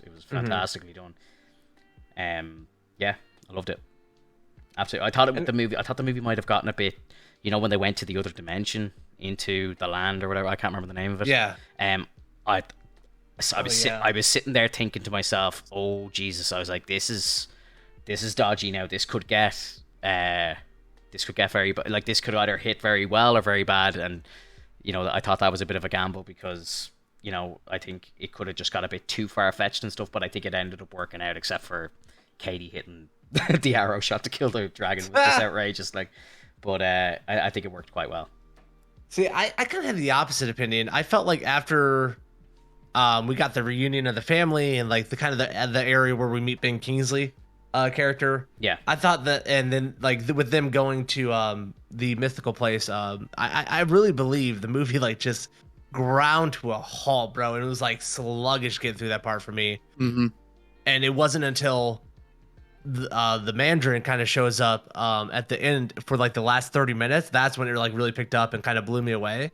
But that whole middle part of the movie, I could have done without. I felt like we needed another kung fu fight scene in there that was, like, a real, you know, big deal, not just that tiny car scene in the garage, which was like, really, we're doing a getaway scene in the garage real quick. Yeah, and I agree with you, Drunky. And the thing about that is, I had actually drawn up like a plot that would just make it a little bit more of an homage to like martial arts and kung fu movies of the past. Like, it would have been sick to have this turn of events where Shang-Chi is like kind of beat back down, and then he has to kind of fight his way back into like the temple area where Wenwu is, and finally have this big standoff, and like preventing him from having to go into Ta Lao, like even preventing him from just getting there would have been like acceptable, and just having this like huge fight between him and like Wenwu, and to have this like epic moment of like father and son, and this, because the majority of the story is reconciliation, learning to reconcile with your feelings towards your family, learning to overcome like, you know, loss, learning to empathize with people who have lost, and it just it blew crazy out of proportion when it got very mythical, and it was beautiful and it was fun at the time, but it amped up like so quickly that it just felt like a little off. I really felt that all the choreography in the movie itself, like the fight in the building, the fight on the bus, like they should have continued with like Drunky said, with another fight maybe in the temple area where Wenwu is, and you know, kind of just having this epic moment of like son is now going to overtake father and become the master in a sense, which we do see at the end of the fight. Oh, what were you going to say, Drunky? Well, I was just going to mention, like, I do think we're missing a fight scene between him and his dad in the middle of the movie. You know, they have the big fight scene for them at the end, but you don't really establish that Shang-Chi can't beat his dad, right? They never really established that his dad was that much better of a fighter than him. So I think in the middle of the movie, if we get a fight between those two, the end scene or the end fight pays off better, because it's like he's overcoming something that we know he couldn't do before. Right. Because it just kind of felt like, all right, well, he went to beat his dad, and then, you know, his dad just gave him the rings. And I think probably my biggest issue with this whole movie is like the final boss, who like isn't really explained or set up, or like no emotional stakes for that at all. It was, to me, that final boss was just a character killer. That was their answer to killing characters, which to me felt it really felt that there was no need to kill those characters. Wenwu still being alive would have been applicable, although he would have reconciled and dealt with like his loss ultimately, and learning to understand what it means to like have true heartbreak. He could have stayed alive and been a character to recontrol the 10 rings and understand like, well, I should close my heart and just ultimately like become a ruler again, because that's what I'm good at and that's what I should be. And the sister ultimately taking over the 10 rings, it was very forced in my opinion. I really liked it because I didn't want the 10 rings to die. It's not her, it's just the fact that the 10 rings are still alive, so that organization's still around, which would be a really nice little touch up. Do you think they're still like a terrorist organization with her running it? Yeah, 100%. But now they don't necessarily have the 10 rings. Yeah. Shang-Chi has it. So it's like name change. Yeah, so it's one of those things of like the terrorist organization formerly known as the 10 Rings. Yeah. Because it's like the 10 Rings now are like part of the Avengers, you know? So it's like they're going to be like a symbol of good now. So it's like you can't call a terrorist organization the 10 Rings anymore. Way to spit on Tony Stark's grave. As soon as Tony Stark's out, you just invite in the terrorist organization he had issues with. Like, come on. That is actually kind of crazy. Yeah, I love that the 10 Rings is still around and they're continuing with the sister. I just did not buy the actress. Her attitude, the way she delivered that, she did not feel like she's someone who's going to lead a ruthless terrorist organization that's been running the world. That's exactly why I asked. That's why I asked the question. Time, Shang-Chi really didn't make set himself up to be a legend either. Mm-hmm. Very true. At least Aquafina didn't get the freaking rings. I liked the whole the fight as he was fighting his dad. I liked how 5 of the rings drop off and it's nearly like the rings are testing the two of them. Let's see who wins the fight. Like, we'll put you on equal ground. and then it's like, you know, the rings fall off and he takes ownership of all 10. I thought that was like stunning to watch. Like it was so entertaining to watch, like, and I can't wait to see it again. Like, just I'll be able to kind of concentrate on the visuals and everything a lot more the second time. Just, you know, when you're watching it the second time, you kind of take a lot more in. And I'm really looking forward to seeing that. All I'm saying is he could teach Daenerys a thing or two about dragon fighting. This dragon definitely kicked way more ass. One because Aquafina. Which I think was like my biggest issue with that scene, is that's the scene when he's holding on to his sister and he's holding on to the dragon, that he needed to figure that out by himself. How is he going to save both of these? Or how is he going to like kill the dragon and save his sister at the same time? That's the hero scene for him. And they just have Aquafina there, you know, 2-day Legolas, just right there for you, bud. I'm just like, the only way they could have made it worse you, bro. is they had, like, I got you. The COD sniper heartbeat. You know, I'm sorry. That is my only like problem with the movie, was just how ridiculously Disney and how ridiculously like Hollywood that was. Like a girl that like has about 2 hours of archery training, like taking out this big thing, like, it's just outrageous. And same reason Thor's not getting killed by Hawkeye. Drop the bow. Stop trying to make bows work in a space multiversal thing, okay? Bows are badass, bro. They're badass, but I do agree. Even if you have I do agree with you. Even if you have dragon scale tips, there's a reason we don't have trebuchet. Are you gonna have a trebuchet? Come on, chill. That's another thing that really bugged me with Jean Lang, was that, you know, Shang-Chi really showed that he wasn't going to let her go anymore. He wasn't going to leave her to herself anymore, and to give her and to let her know, like, he's no longer gone. He is there for her, and there's no need to feel this like upset or hatred. And like this whole her taking over the 10 rings kind of like felt like a very big like middle finger to Shang-Chi at that point. It's like, fuck you, I'm still going to do what I'm going to do. Yeah.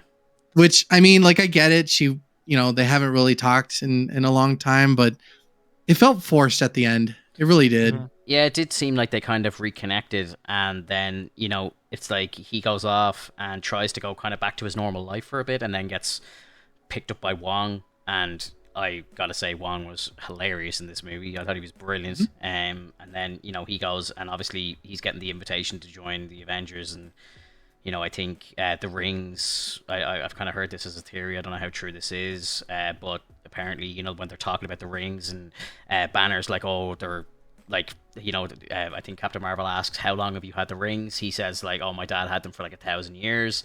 And Banner's like, oh, they seem to be way older than that. And they're sending out a signal. They're after waking something up. So, Galactus, question mark? Could be. So many things it could be. Yeah. Yeah. Or the other Celestials. Yeah. Now, do you think that they keep the 10 rings at kind of the power level they're at now, where it's just kind of like a kinetic force thing where he can throw them, bring them back? Or do you think they actually put all the powers into him? Because to me, like, he becomes like the strongest almost the strongest Avenger if they have like the full set, right? Like, yeah. Isn't that kind of what they always want to be trying to do, though? Like, they always have to kind of, you know, bring on the next big thing. Like, I think, you know, I don't think you have like Captain Marvel as being the most powerful thing in the MCU, because you kind of obviously have to always kind of be up in the ante, up in the scale. So I think, like, I think maybe, you know, when we start seeing a lot more Shang-Chi in the MCU, I think the rings do start like developing more powers, or he starts learning how to use them better. And, you know, I presume the fact that they glow gold for him and blue for his dad, I don't know if that's like good and evil, or if that's just different power sets or something. Maybe he has a bunch of different abilities that he can do with them that the father couldn't. I don't know. This is all me just speculating, because I actually know nothing about the rings. So this is just me playing a guessing game after one movie. I thought they kind of explained it in the movie. Like, his is like force, and the gold is kind of like more spirit within, from like with harmony. Yeah, like harmony, because that's why the mom was gold. I don't know. I thought they slightly explained it. I don't. I might have watched a video where someone else explained it. I could be full of it.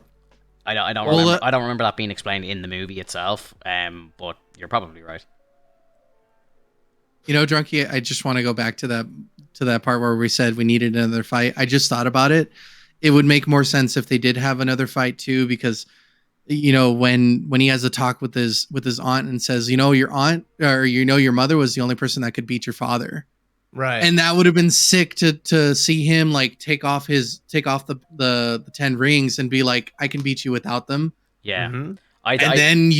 Then you get that final fight. It's such it's a classic Hollywood thing, and I think part of me is like, I agree 100% with what you're saying. I think it would have been great to see the father absolutely beat lumps out of Shang-Chi, and then he has to pick himself up and train harder and all. But I think they do that in every movie anyway. So is it kind of better that they didn't do it nearly? I don't know. I'm kind of on the fence with it because it's like, I see your point. Yeah, but it's like they always do it. There's a reason it works. I know, there's a reason.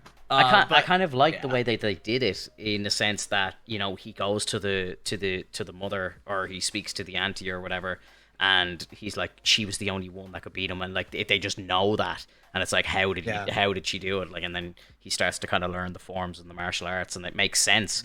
So I suppose we're kind of seeing that in a way a little bit, because we know it's well established that she was the only one that could beat him. So he knows that the only way that he gets to do it is to actually adapt her fighting style. So I suppose we kind of see it without seeing it, if that makes sense. Like he knows already that he's lost in his mind, rather than us actually seeing him get his ass kicked, which obviously would be great to see. Real quick, let me read you off the powers for these rings. Oh yeah, please. Very quickly. Oh, they're so cool. Okay, so there's 10 rings, and they all do something different. The first one does Ice Blast. The second one does gives him he can mind control people. Nice. The third one, Electro Blast. Fourth one, Flame Blast. Fifth one, White Light can be turned into laser beams. What? A pinky ring, or I'm sorry, the sixth ring would be a black light one that has a dark force. Pinky ring. Yeah. Oh, they're all on the specific Mandarin rings. Oh, okay. Yeah. They're actually supposed to be rings, but they just kind of changed it up. Yeah. Well, is Disintegration beam is another one. A vortex beam, which causes air stuff, which they kind of use in the thing. An impact beam that as a concussive force, and a matter rearranger for the final one that could rearrange atoms at a molecular level. Sounds Just like speed reality up and slow down their movement. So it's like these rings are incredibly powerful, and they only really unlock the kind of vortex beam, like the wind stuff.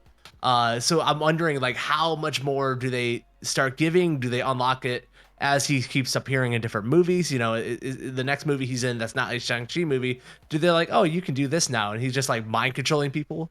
Like he could be, stronger than Captain Marvel and rival Wanda with these rings because they're that powerful. Yeah. Well, maybe not Wanda. I don't know about Wanda. Actually, he can't do any of this because he doesn't have the ring. So Feige has said that Wanda is the most powerful thing in the universe, but I don't know. Yeah, I think the Doctor Strange movie is probably going to touch a lot more on chaos magic. Yeah. I believe Wanda will be the main villain in Doctor Strange 2. That's the theory going around. And that'll be fun. Think we get White Vision? I think he'll reappear. Yeah. Yeah. Like some of the stuff that I've heard that's going on in that movie is fucking insane. And as much as I'm looking forward to Spider-Man 3, I think Doctor Strange 2 is actually going to be a better movie. And that's coming from me. And that's coming from me. They have, and I respect that because I already know your expectations for the Spider-Man movie. But like, they have madness in the title. Like this. Do you want to? I'm wondering if. Do you want to hear? Do you want to hear a rumor I heard for a potential cameo? Who? Sir Patrick Stewart. I heard he turned it down. I don't know. Why would you wish that evil upon this? Andrew Garfield said he turned it down, or he said he isn't in the movie either. So yeah, I sent a screenshot to Finto where I think that's got to be a legal thing. Like you are legally obliged to say this. Yeah, of course. And NDAs. They sign NDAs. And he says not that I am aware of. Yeah. Okay, you would be aware either way, yes or no. Legally they cannot say yes, I'm in the movie. Sorry. Well, I know Alfred Molina did. I don't know. He must have gotten a lot of fucking trouble over that because I presume he did sign an NDA as well, and he just outright said that he was going to be in the movie. I just do you think like if we do get Professor X of this, do you think Sir Patrick Stewart is up to it? Because I don't know if you've seen him in Picard, but like he's just he's at retirement age, man. Like it's one foot out not the the door. same man. Well, he's in a wheelchair, and I think they could potentially do a kind of deep fake, maybe, and then use him as a voice actor, maybe. Well, that's the main part. It's his voice. Like he doesn't have that Patrick Stewart presence anymore. Yeah. I don't know what happens to people, but they get that older person like shakier voice. Yeah. Did you watch? I don't know. Drunky, did you watch the gallery episode on the final episode of The Mandalorian season 2? I did, yeah. Did you? I didn't realize this, but did you see? Obviously, you saw the part with what they did with Mark Hamill's voice for the episode. They actually used like audio software to grab, like it's an audio AI where they basically grabbed all of his vocal work for Luke Skywalker and then put in a script, and the software spat out the vocals back to him. So they actually had Mark Hamill on set as himself, and I think this is what they would do with Patrick Stewart as well. They would potentially have him there. They'd have him shoot the scenes, then they'd probably put someone younger in the chair, and then they'd probably do a deep fake using all of his old likeness and stuff like that and the 3D models. And then again, they potentially have him say the lines and maybe use an AI to maybe de-age his voice or something like that. But I think it's very I used possible. this argument the other day with Drunky with Tom Cruise, and now I will use it with the guy that played Dumbledore. He's 80. He was 80 when he played Dumbledore. Okay, Michael Gambon, Sir Michael Gambon. Some people are really, they can perform in their 80s and stuff. But I think even Sir Patrick Stewart's live long and prosper. Let's grow up a little bit. Well, I think even in Logan though, he looked like an old man, and I know maybe part of it was acting, but he genuinely in that movie looked like he was knocking on heaven's door, bro. Dude. Yeah. And I think a lot of that is real. I don't watch Picard. My lady watches it, and she says that he is very old, and as well I've seen a few bits, and he's a fucking old man now, so I understand I understand what you're saying, Drunky, but I think technology now provides a way for us to get around this. All I hear though, Finto, is that's a lot of money. That's a lot of money Not anymore, that you're bro. putting into it. Do you know how much? No, do you know how much it still cost to costs make a lot. Shang-Chi? Do you know how much the whole movie cost to make? Actually, no, I didn't check the box office. The budget Hate to be that guy. The budget was 150 million, which is nothing. Think about all of the special effects, all of the CGI in it. CGI costs now are absolutely down. You've got people. Lucasfilm are hiring people that make better deepfakes using their home computers on YouTube. Do you know what I mean? Like, all this money is not like they're not pumping the same amount of money in it as they was when they were making the fucking Matrix back in 1998. Like, it doesn't cost 500 million to do this anymore. They can do it for nothing now. So I truly think it. Going back to Sir Patrick Stewart, he probably can't do it. He was diagnosed with heart disease. Like, this came out like 2 days ago.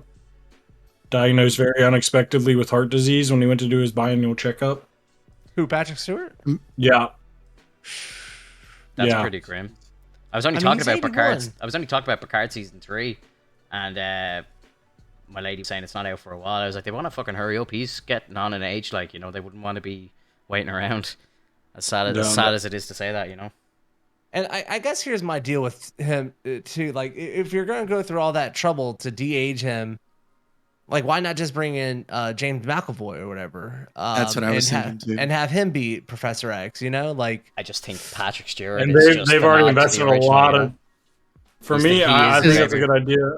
Yeah, he is Xavier, but they've kind of already shown that they're willing and ready to move on as someone else as Xavier, as Charles, and they've done that in multiple movies now. So I liked McAvoy, but all the best movies with Xavier are with Sir Patrick, and even the best movie with McAvoy is the movie with Sir Patrick as well. So I don't know. Like, I like James McAvoy as an actor, come on. but I just don't. He's iconic. He's screaming. That is such a good scene for him as Professor X, bro. The power of McAvoy. Oh, it's hard to beat McAvoy that. has such great range. It's hard to beat that though, because like if you think about it, X-Men was like one of our very first superhero movies. And everybody like killed their roles. Like, if you, to this day, when people think of Storm, they still think of Halle Berry. Like, yeah. She hasn't been Storm in how long since like they were just all so iconic. Fact.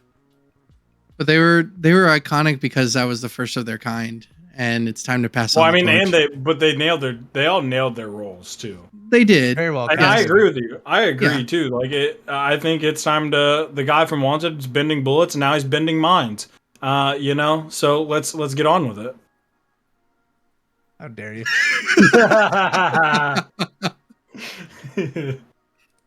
I had to. Awful. He's he has a great voice, Finto. He does really well with his acting, and I think I love He him just as nailed- I love him as an actor. I just think it's better for the movie if you put Patrick Stewart in it. It hits so much harder. But it does it also depend on what year we're in? I mean, it could just be an aged McAvoy, not completely Yeah. aged like old. That's all I'm saying is you can't have him forever. If you love something, you have to learn to let it go. But this is the multiverse of madness. So it's like if you're gonna do a one shot, this is where you do Patrick Stewart. This is his last appearance. It's a one shot. Again, there's rumors that we're gonna get Hugh Jackman as well. So it makes more sense that That's why- it is Patrick Stewart if it's Hugh Jackman as well. You know. But To me, it makes sense that they use the new guy because it's like, listen, even if he doesn't kill it, he has this fantastic movie around him that builds him up and still further invest him into the role going forward. So even if he, like, yes, Sir Patrick may do a better job, but I feel like looking for their longevity, they gotta hold. If they're gonna be bringing these mutants into there, they're gonna want somebody that can do 4, 5, 6 movies. So having McAvoy there, even if he, this movie's gonna build him up. and let's say that McAvoy's not staying on though, so I don't see a point in doing that. To be honest. here's my thing. Like, I think it would be cool to see Patrick Stewart in this movie, him as Professor X reprise. Like, I'd be excited about it.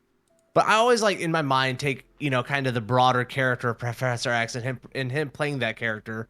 And I thought the way he left that character in Logan, like I almost don't want him to come back to that character because that was such a great bookend that you really don't get often. Where Yeah. it felt like a very complete story and ending place for his Charles Xavier. And I think him coming back, while there's excitement, it kind of takes away from Logan because those movies would then be talking to each other. I think the rumor is that it is actually like Strange jumps into the Logan universe. Like I think that's why the Patrick Stewart conversation is happening because that's where they go. Like I think he goes to the time of the Logan movie. Mm-hmm. So It'd be wild. Yeah, it'd be madness. I think At the same I'm just- time, though, if we're oh, I'm sorry, Kyle. What were you No, gonna say? no, go ahead. I was just gonna say I'm kind of I'm in this weird nervous and excited state going forward because like think of all these pillars that aren't gonna be here. Like for me, like we know we're not getting Iron Man anymore. We know we're not getting Black Widow ever again. I Well, wouldn't say not ScarJo Black Widow. I wouldn't say that either. I wouldn't be surprised if she came back. I'd be very surprised. Well, the At this point. Russo brothers have said if you don't pay Scarlet, we're not coming back. So, what's to say? Which if is they, great. If they, yeah, it is. It's fantastic. And I think if they come out and say, actually, we're gonna bring her back because it's Secret Wars and multiverse, and we want Yeah. Scar in it, and they're just gonna be, like, yep, do what you want. So I really wouldn't be And- surprised. And they still have her plastered all over Disney Plus and everything. Like, she's still, Yeah. even though they're going through their shit and behind the closed Yeah. doors, I still think she is such a massive influence on the MCU and as in its entirety, and no one would complain if she came back. Yeah, and Now- I think it's important to remember that like this is between like the legal teams. Like this isn't between her and the creative Yeah. people at Marvel, Yeah. and they want her there. Like the Russo brothers are part of that creative. Sure. Kevin Feige's part of that creative. Like they want her.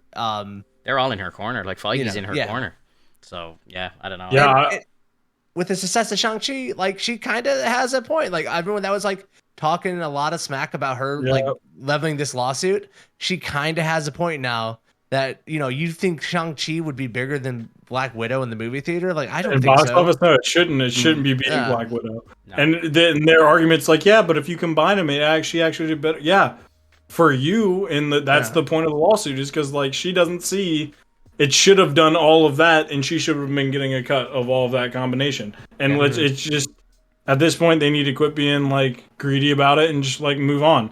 They're making hundreds of millions of dollars on these movies off these people, pay them. It's not like she has job after job after job. She puts like years of her life into this. Pay her. Yeah, and I think what we've seen from the two releases really shows that, like, Black Widow did really well and I think it nearly mirrored the US release of Shang-Chi in weekend one, and then after all the diehards went to see it, it just completely dropped off because anyone else who was kind of not in that first batch of true Marvel fans that are going to go see it are just going to be like, let's just watch it at home, like let's forget going to the cinema, and then they bought it on Disney Plus. So and that's when I went to see evident. Shang-Chi, there was 2 families in there that combined had about 6 kids in the movie theaters, and those are all tickets that they wouldn't have sold because those people probably would have stayed home and watched Shang-Chi. So that was like 12 tickets in my theater alone. Yeah. So like I don't know. Sorry, and even if they lose even if they lose half the money to the theaters and so on, that's still 6 tickets that they're selling instead of 1 Premier Access buy. And then that Premier Access buy could be a 10-year-old child watching that movie every fucking day because they're obsessed with it. You know what I mean? We've all been there. I used to watch the animated Spider-Man cartoon, and I'd literally watch every episode and then go back to the very beginning, watch every episode. I'd just do it in a loop. And I'd say there's people that have probably watched Black Widow 10 times on Disney Plus. You know what I mean? And they probably would have seen it 3 or 4 times in the theater. Password sharing, watching this stuff on Discord. Who knows what people do behind the scenes? Yeah. True. And then I think when it comes to buying premieres like this, they can't just make it so that you permanently buy it and then can rewatch it.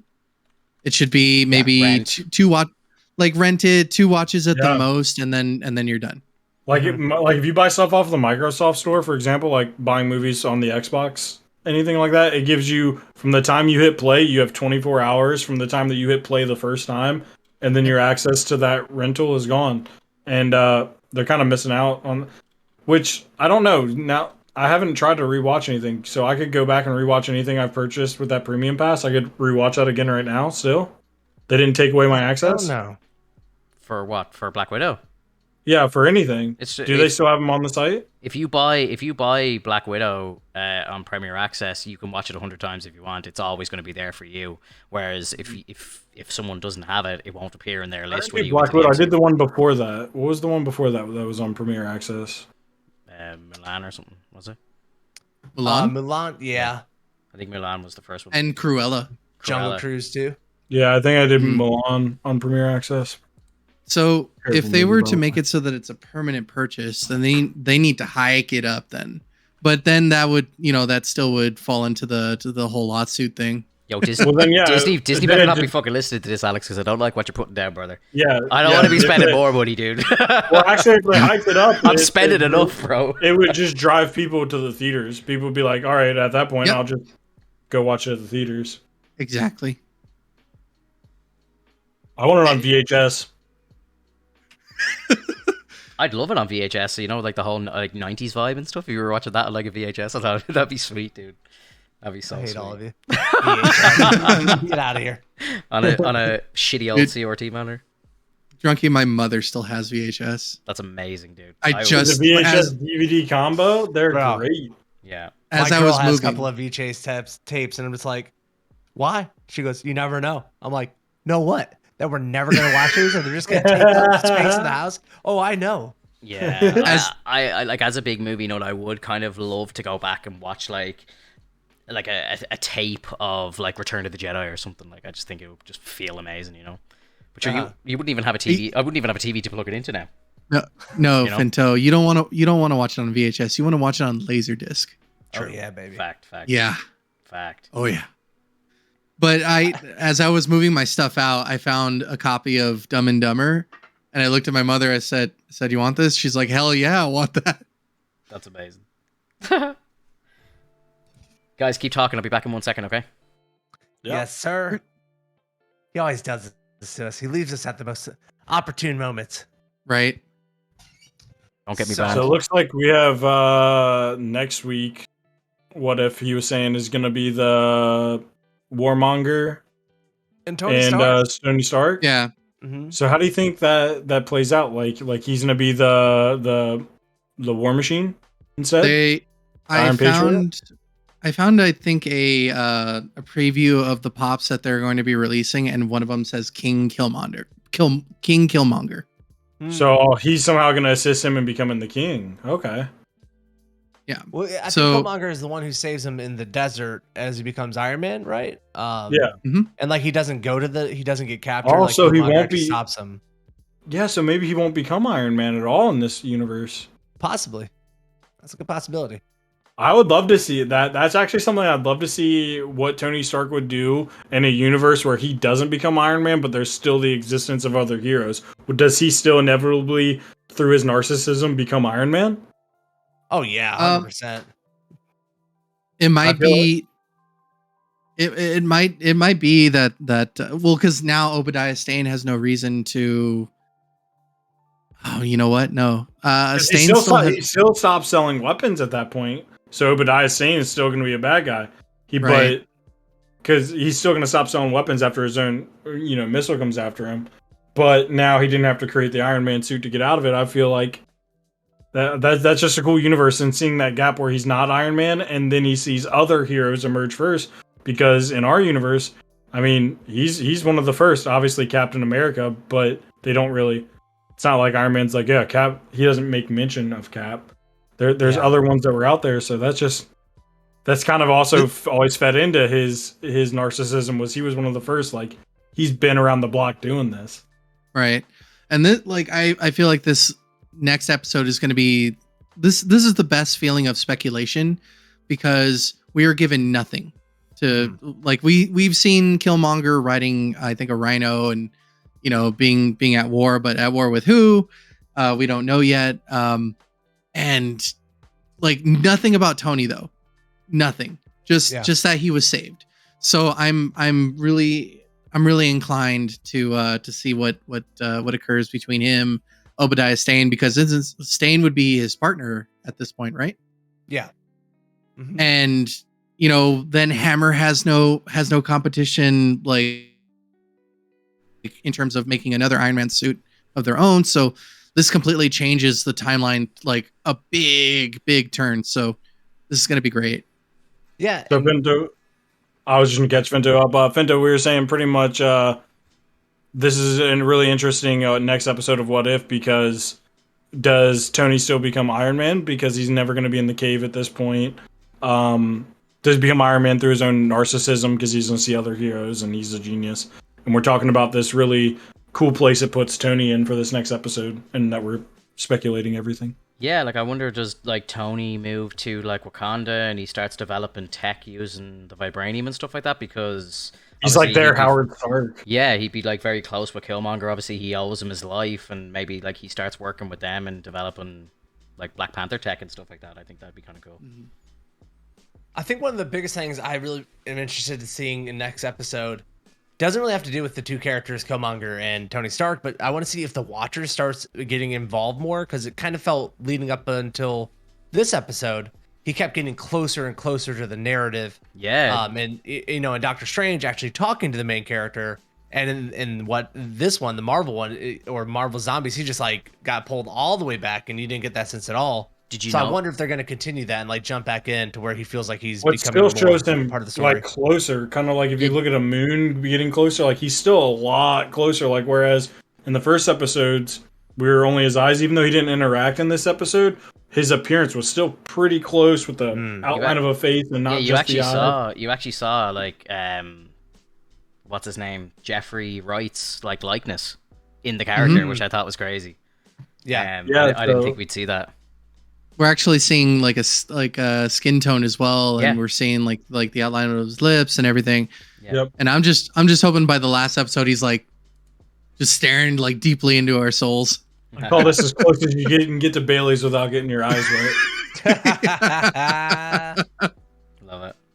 I'm loving all the what if conversations. Like usually, when we're talking about what if and stuff, it obviously helps us kind of just go crazier on the theories and stuff like that. Like, so I think what if is really helping this podcast us go like kind of crazy with the theories and stuff. It got so much better in the last two episodes. Like I was about to give up on the series and just act like I watched it.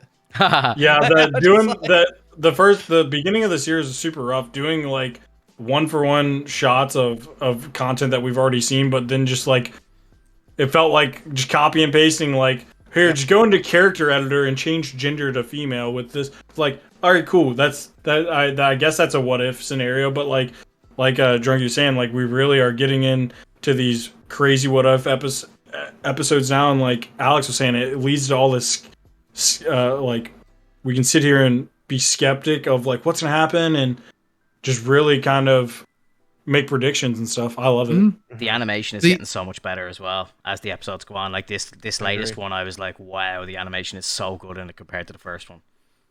And so good. and I'm very appreciative of the fact that we had a zombies episode, but I'm also saddened by the fact that we had it so soon, considering that we're, eventually we're going to get our X-Men, we're going to get our mutants in, we're going to get even more characters coming into the fray. And yes, like if they do proceed with another episode of Marvel Zombies, like are they going to have to go from that standpoint of when we saw Thanos holding the Infinity Gauntlet?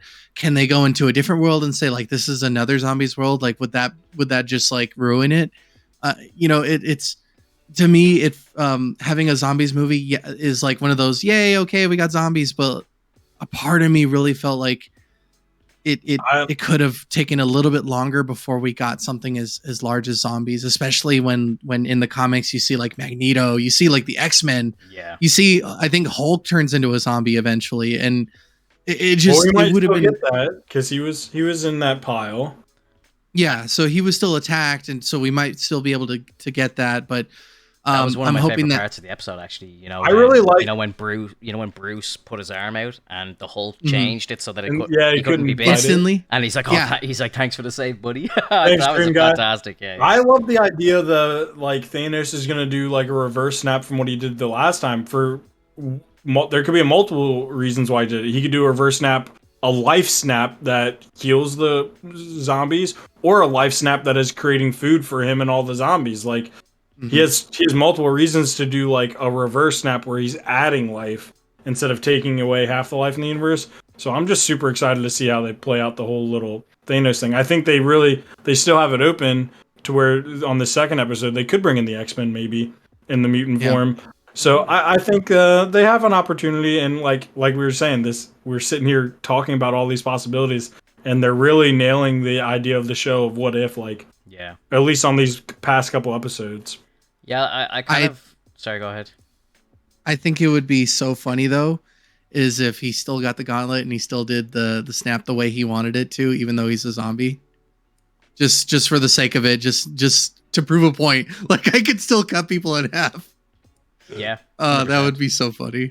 Like, but if it takes all half a life, then he's taking his food, man. Well, and this is also what I was thinking. If they were to do a part 2, maybe they decide to delve deeper into the comic space and start giving any heroes that are zombies their ability to speak again, so that way they can communicate and try to almost reenact a zombies form of Endgame, where they have to get the gauntlet back. Impossible without dialogue from zombies. Yeah, like you can't have this zombie Thanos coming about and not having dialogue for his motivations or whatever.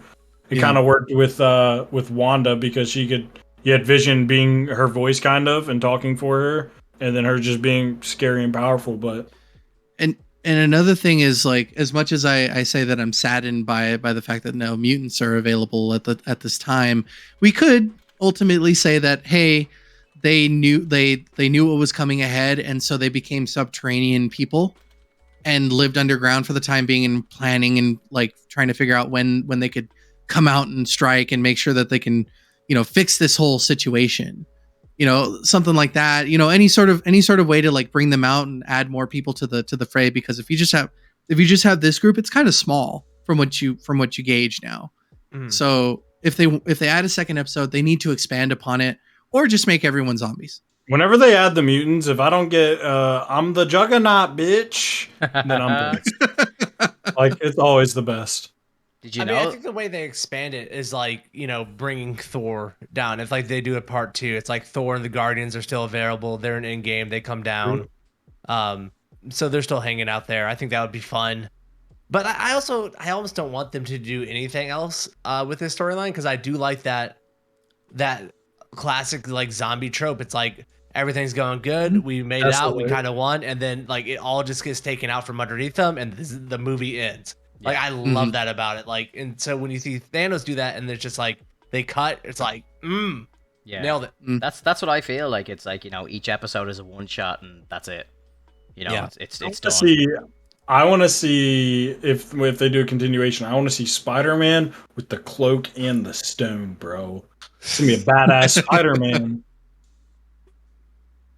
There's no Peter. There's no Peter this. Oh wait, no, there might still be a Peter this time, Finto. Did you see that there was like Tom Holland's first like mention of Uncle Ben in the episode as well?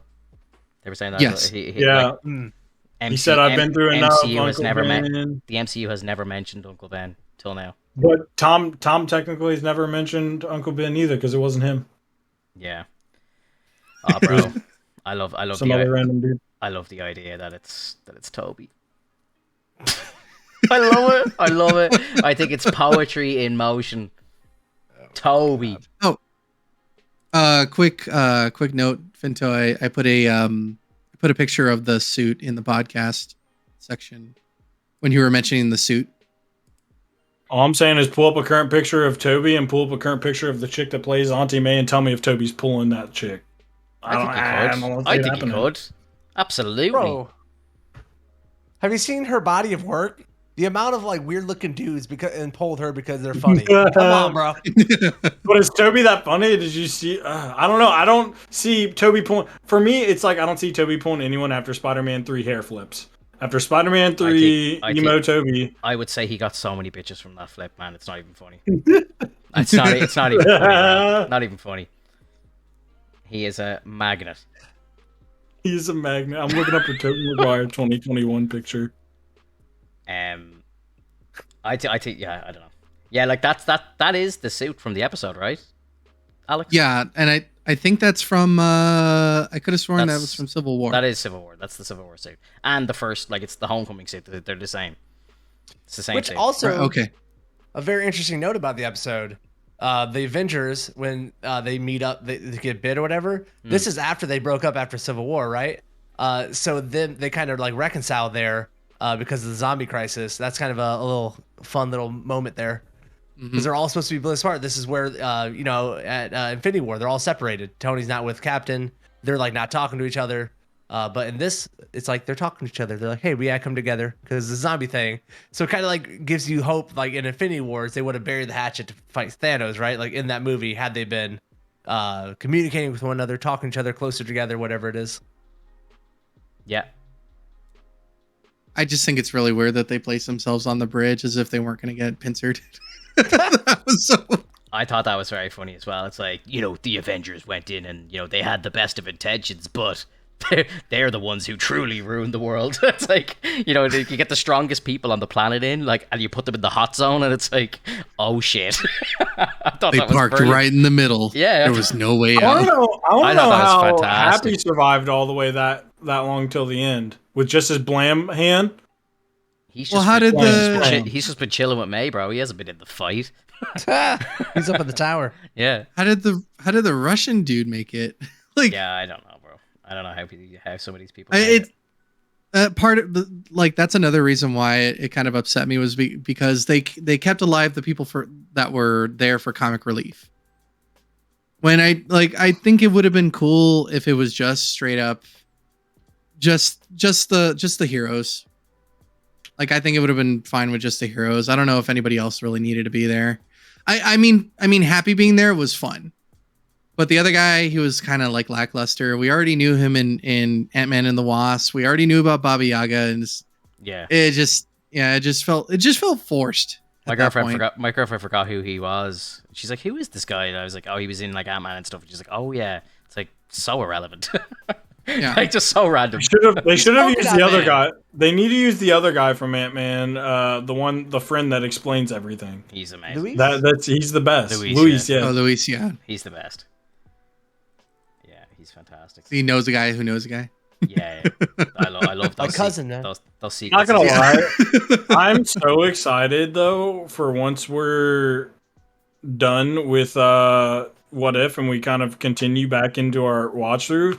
I'm really excited for like Ant-Man. I'm really excited for the Spider-Man movies on the timeline watch through. Yeah, I'm excited for a lot of these things. I really Um, want to. I think when we get some downtime, maybe in like November, if we have some, I think we should like do the Toby and the Andrew movies just in preparation.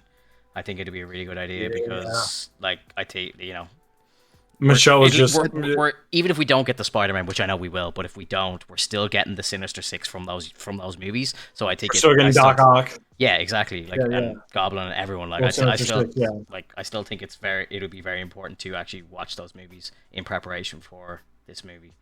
And I think it'd be a lot of fun to talk about them beforehand. Watch them just for William Dafoe. He's fantastic. I love him. Do you think they bring back who I kind of wish they would have again? The guy that played Toby's boss. That dude's hilarious. J. Jonah Jameson? Yes. Yeah, he's one- in the MCU. Oh, yeah, J.K. Simmons. Yeah, he's going to be in the MCU already. He's at the very end of Spider-Man 2. Nope. Is he? Yeah. Is he Yeah, gonna be he's at the playing end same of, character? He's playing himself. He's playing the same character, but it's the 616 version of him. So instead of running the newspaper, he runs the dailybugle.net, which is like a podcast or a blog. so- But Podcast, it is yeah. him, though. It is him. Like It's a modern version, and I love it. cameo from Bonesaw, imagine. Blakey, that'd be hilarious, dude. I got you for 3 minutes. Oh, so good. He did die, yeah, unfortunately. But sure, hey, we could do anything with deepfakes now. Yeah, one thing I wanted to ask though is I understand that we're going to be watching just a singular episode of What If again. Do you think it'd be applicable to maybe like watch Pair with Marvel a movie? movies alongside it? I like it. I like it because, and I know What If can kind of keep us talking for an hour easily. But yeah. I wouldn't mind pairing it with a movie because I like what we've done tonight. Like we've paired episode 5 of What If with review and breakdown of Shang-Chi as well. So yeah, I wouldn't be against that at all. Especially when it's on these other movies that are a little bit older and that we've seen. Everybody's seen multiple times already. Absolutely. Yeah. Yeah, so kind of just to kind of wrap up on Shang-Chi, because I think Mystic Marvel has just maybe come to the chat a bit late, but I would give Shang-Chi an 8 out of 10, and I'm going to see it again tomorrow for a second time, so I'll talk about it again after, because I think I'm going to probably like it. Yeah, I'd love to know if you like it more. Yeah, definitely. Like, I think, kind of wish they referenced Kung Lun. That'd be cool. I think, like, I wouldn't be surprised if they do Iron Fist thing, but I think they're going to recast. I think that's been kind of officially said that they're going to recast. I thought something about the Punisher as well. John Bernthal came out and said, I think he said that they haven't officially called him yet on the role, which is a bit sad. I know Drunky probably doesn't agree.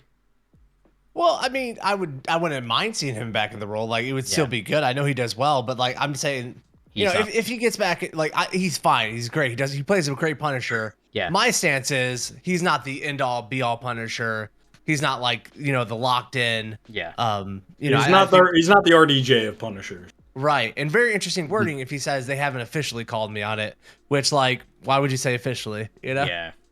So. True.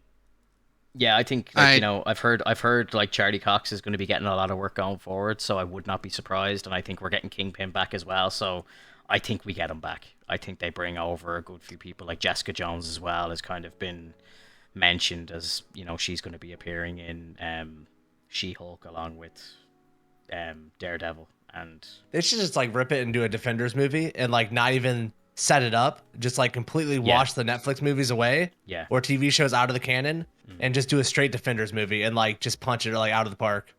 Yeah, I like it. There's been rumors that Charlie Cox is going to be using the yellow and red suit from the comics, and I think it's due to Bullseye using his suit or something. They were saying like a lot of the same stuff happened in the Netflix universe, but they are technically different universes, so they're saying like they can kind of retcon what they like and keep what they liked, and I think they're going to be keeping the Bullseye character, which I really liked your man Dex, who played Dex and all. I thought it was great, and I loved how he used his suit, because I'll never forget how bad Colin Farrell was as Bullseye in the Ben Affleck one. Jesus What? Christ, he hurt us. He hurt us Dublin folk in that movie. I thought he was so bad. I just hope they give Daredevil go back to his like all leather suit, because I don't think it looked bad what he did. But like, I'm sorry, Ben Affleck looked like fire in his Daredevil movie. His suit was like absolutely outstanding, and Charlie Cox, like the helmet was great. I love that part, but like his whole body, like the body part of it, the Kevlar, I was like, I think the second Marvel Studios gets a hold of him now, the suit's going to be a lot better. Yeah, a lot better. We need those tights. Let's give that bright red. All right, we don't need this maroon. Let's give him that blood red, babe. Like boom. What? Yeah. How about a burgundy? Look, don't mess with me here. I like Daredevil's like bright red costume where he just stands out and he's the devil. He could be Mephisto in this movie. We don't know. Oh my god. You've just done it, bro. I know. You just broke the chat. Oh my god, Charlie Cox is Mephisto. It's perfect. Got him. Yeah. Let's tweet Eric Voss now. He needs to pick this up. He would just go ham with that fucking idea. It's right in front of you the whole time. Right in front of you the whole time. I love it. I absolutely dare you to make him the devil. Yeah, so like I've heard Hawkeye's going to be a big one, and I don't think people aren't talking about it right now, but I think they've got rumors that Kingpin's going to be appearing in that and stuff and Matt Murdock as well, and I think it's going to be a really big one, and I think that kind of is going to bridge the gap into Spider-Man 3 then as well, and that's 2 projects already for Charlie Cox. Like, I hear Disney really want him on board. Like, they really like him. They really want him on board, and they want him to really take over as Daredevil. Like, they've got him planned already for 4 or 5 projects, which is crazy. Then potentially his own show and potential movie appearances as well after a brief cameo in Spider-Man. Do you think we get Yelena in the Hawkeye show at all, or a continuation, or a mention? Confirmed already. She'll be in it. She's confirmed for the show. Yet. Okay. Yeah. Confirmed. Oh, dude. I would love if they reused Red Guardian and stuff like that. I think give him his own fucking show. I want to see 6 episodes of David Harbour doing that. I think that would be absolutely amazing. Red Guardian and Ursa Major. Yeah. It should be Red Guardian. That would be so I would fun. love it. That would be brilliant. I still Big can't Red Man out and Ursa Big Major. Bear. You can't cut him out. He's too big. Well, actually, they cut him out of the film. They did, yeah. Like, he's there as a character, but he doesn't go into bear form. Like, he's just there, Oh yeah, no, I was just kidding. He was told in the making of the movie that I think they had a good few extra scenes shot, and he was kind of saying to some of his local media and stuff like that he was playing the first the first mutant in the MCU and so on, and they just cut him way back in the final cut, way back. Yeah, I feel very sorry for him. I mean, him being in there, he still is considered the first mutant on screen. Yeah. But yeah, a mutant showing his powers, not yet. Yeah. I think Wanda maybe. Would Wanda technically? Because I think it's going to come out that she's a mutant. Yeah, I believe. I don't know. I'm trying to think of all the mutants that could have been in the MCU. Just Deadpool's want Deadpool's going to be one of the first as well. Wanda. Yeah. Quicksilver and Wanda. Yeah, maybe. Quicksilver, Scarlet Witch. I think Rogue would be cool. I want to see them She's all. rumored to be in the Marvels. I want to see them all. I hope so. She's fucking cool. She is cool.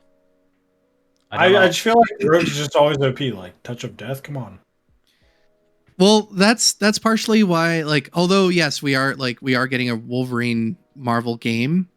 I think it would have been cool to have a Rogue game as well, because Rogue has so much potential to just absorb powers and use them, and that would just be a cool theme for a video game. I love Rogue. She's not a main character, okay? I love her. Side character. I love her. She's a side character. Yeah. She's not the star. Yeah, that'd be like me asking for a course. Nightcrawler game. While I love Nightcrawler, he doesn't get his own game. But Nightcrawler's so cool. He is. He doesn't get his own game though. But he's a playable character in some game. I don't remember which one though. True. Yeah, in someone else's game. It's Exactly. That's where he should be. Where he should be. I had one question I had was I forgot if there was any rumors about bringing Johnny Blaze back. Because I would love to. Well, Blaze? I think there is, and again, I think this is Doctor Strange 2. I hear rumors of a potential Nick Cage cameo. Yeah, I've heard that he was supposed to be coming back, and I think I don't know if someone trolled me, but I heard that it might even still be. Did you just say Nicolas Cage? Am I? Yeah. You're the one trolling me. I don't want it to be Nicolas Cage, bro. No, well, I think again, this is just this is just multiverse of madness. It's just a kind of nod to the old, and I think we'll get a 616 version. Yeah, I think if they pass the mantle to a young one, they have the dark hold. Cool. They have the dark hold, obviously. So that's where his power comes from. How does the dark hold is the powers for Johnny Blaze too? As far as I'm aware. Yeah, because he's cursed. Yeah. I would love to see they need to do the Dark Hold movie or something. They're doing a Midnight Sun show. That's confirmed for Disney Plus. Is that what revolves around the Dark Hold? Yeah, so that's gonna have I don't know much about that's gonna have Strange in it. That's gonna have Wanda in it. That's gonna have Ghost Rider. Is this live action or animated? Live action. It's gonna be just it's like the dark Justice League. So it's just all magic based. Benedict's gonna be in it, actually Benedict. Yes, sir. And Wanda. So I presume this will be years down the line, because I will say you have to have her as a villain first, and then she'll kind of. Did you guys said the animation for this was really good? Did you guys notice how well they made the animation of the Wanda and the What If episode look like Elizabeth Olsen's hand motions and stuff? It really, when she was using her powers, I really got that vibe. I was I even wanted to know maybe she did zombie voices because they're really using her whole thing there. She didn't do the zombie voice. No, I don't think so. Would have been cool though. I mean, yeah, I kind of get where Drunky's getting at the whole let's have a separate set of voice actors instead of just the main ones from the movies. But if they're gonna go this far, they might as well have had Wanda, Elizabeth Olsen there, just doing some strange, creepy voices for a zombie Wanda. If they're gonna go this far, they might as well. I'm very impressed by how much the voice actor sounded like Tom Holland. I know he didn't really look like him, but he did sound like him. And then the guy who played Cap in the first episode sounded exactly like Chris Evans. It was crazy. So these guys, and I think you mentioned it already, Drunky, they're so talented. These voice actors that they're getting in, and even like Disney are always very good at this as well. The guy who they got to voice Obi-Wan in the Clone Wars and stuff he didn't sound exactly like Ewan McGregor, but he sounded very close to where it didn't break the immersion too much. You kind of believed it was him, and the same with the dude who played Anakin as well. He was very good in that show as well, and I think he was in that Jupiter's Ascending show. He played the blonde dude.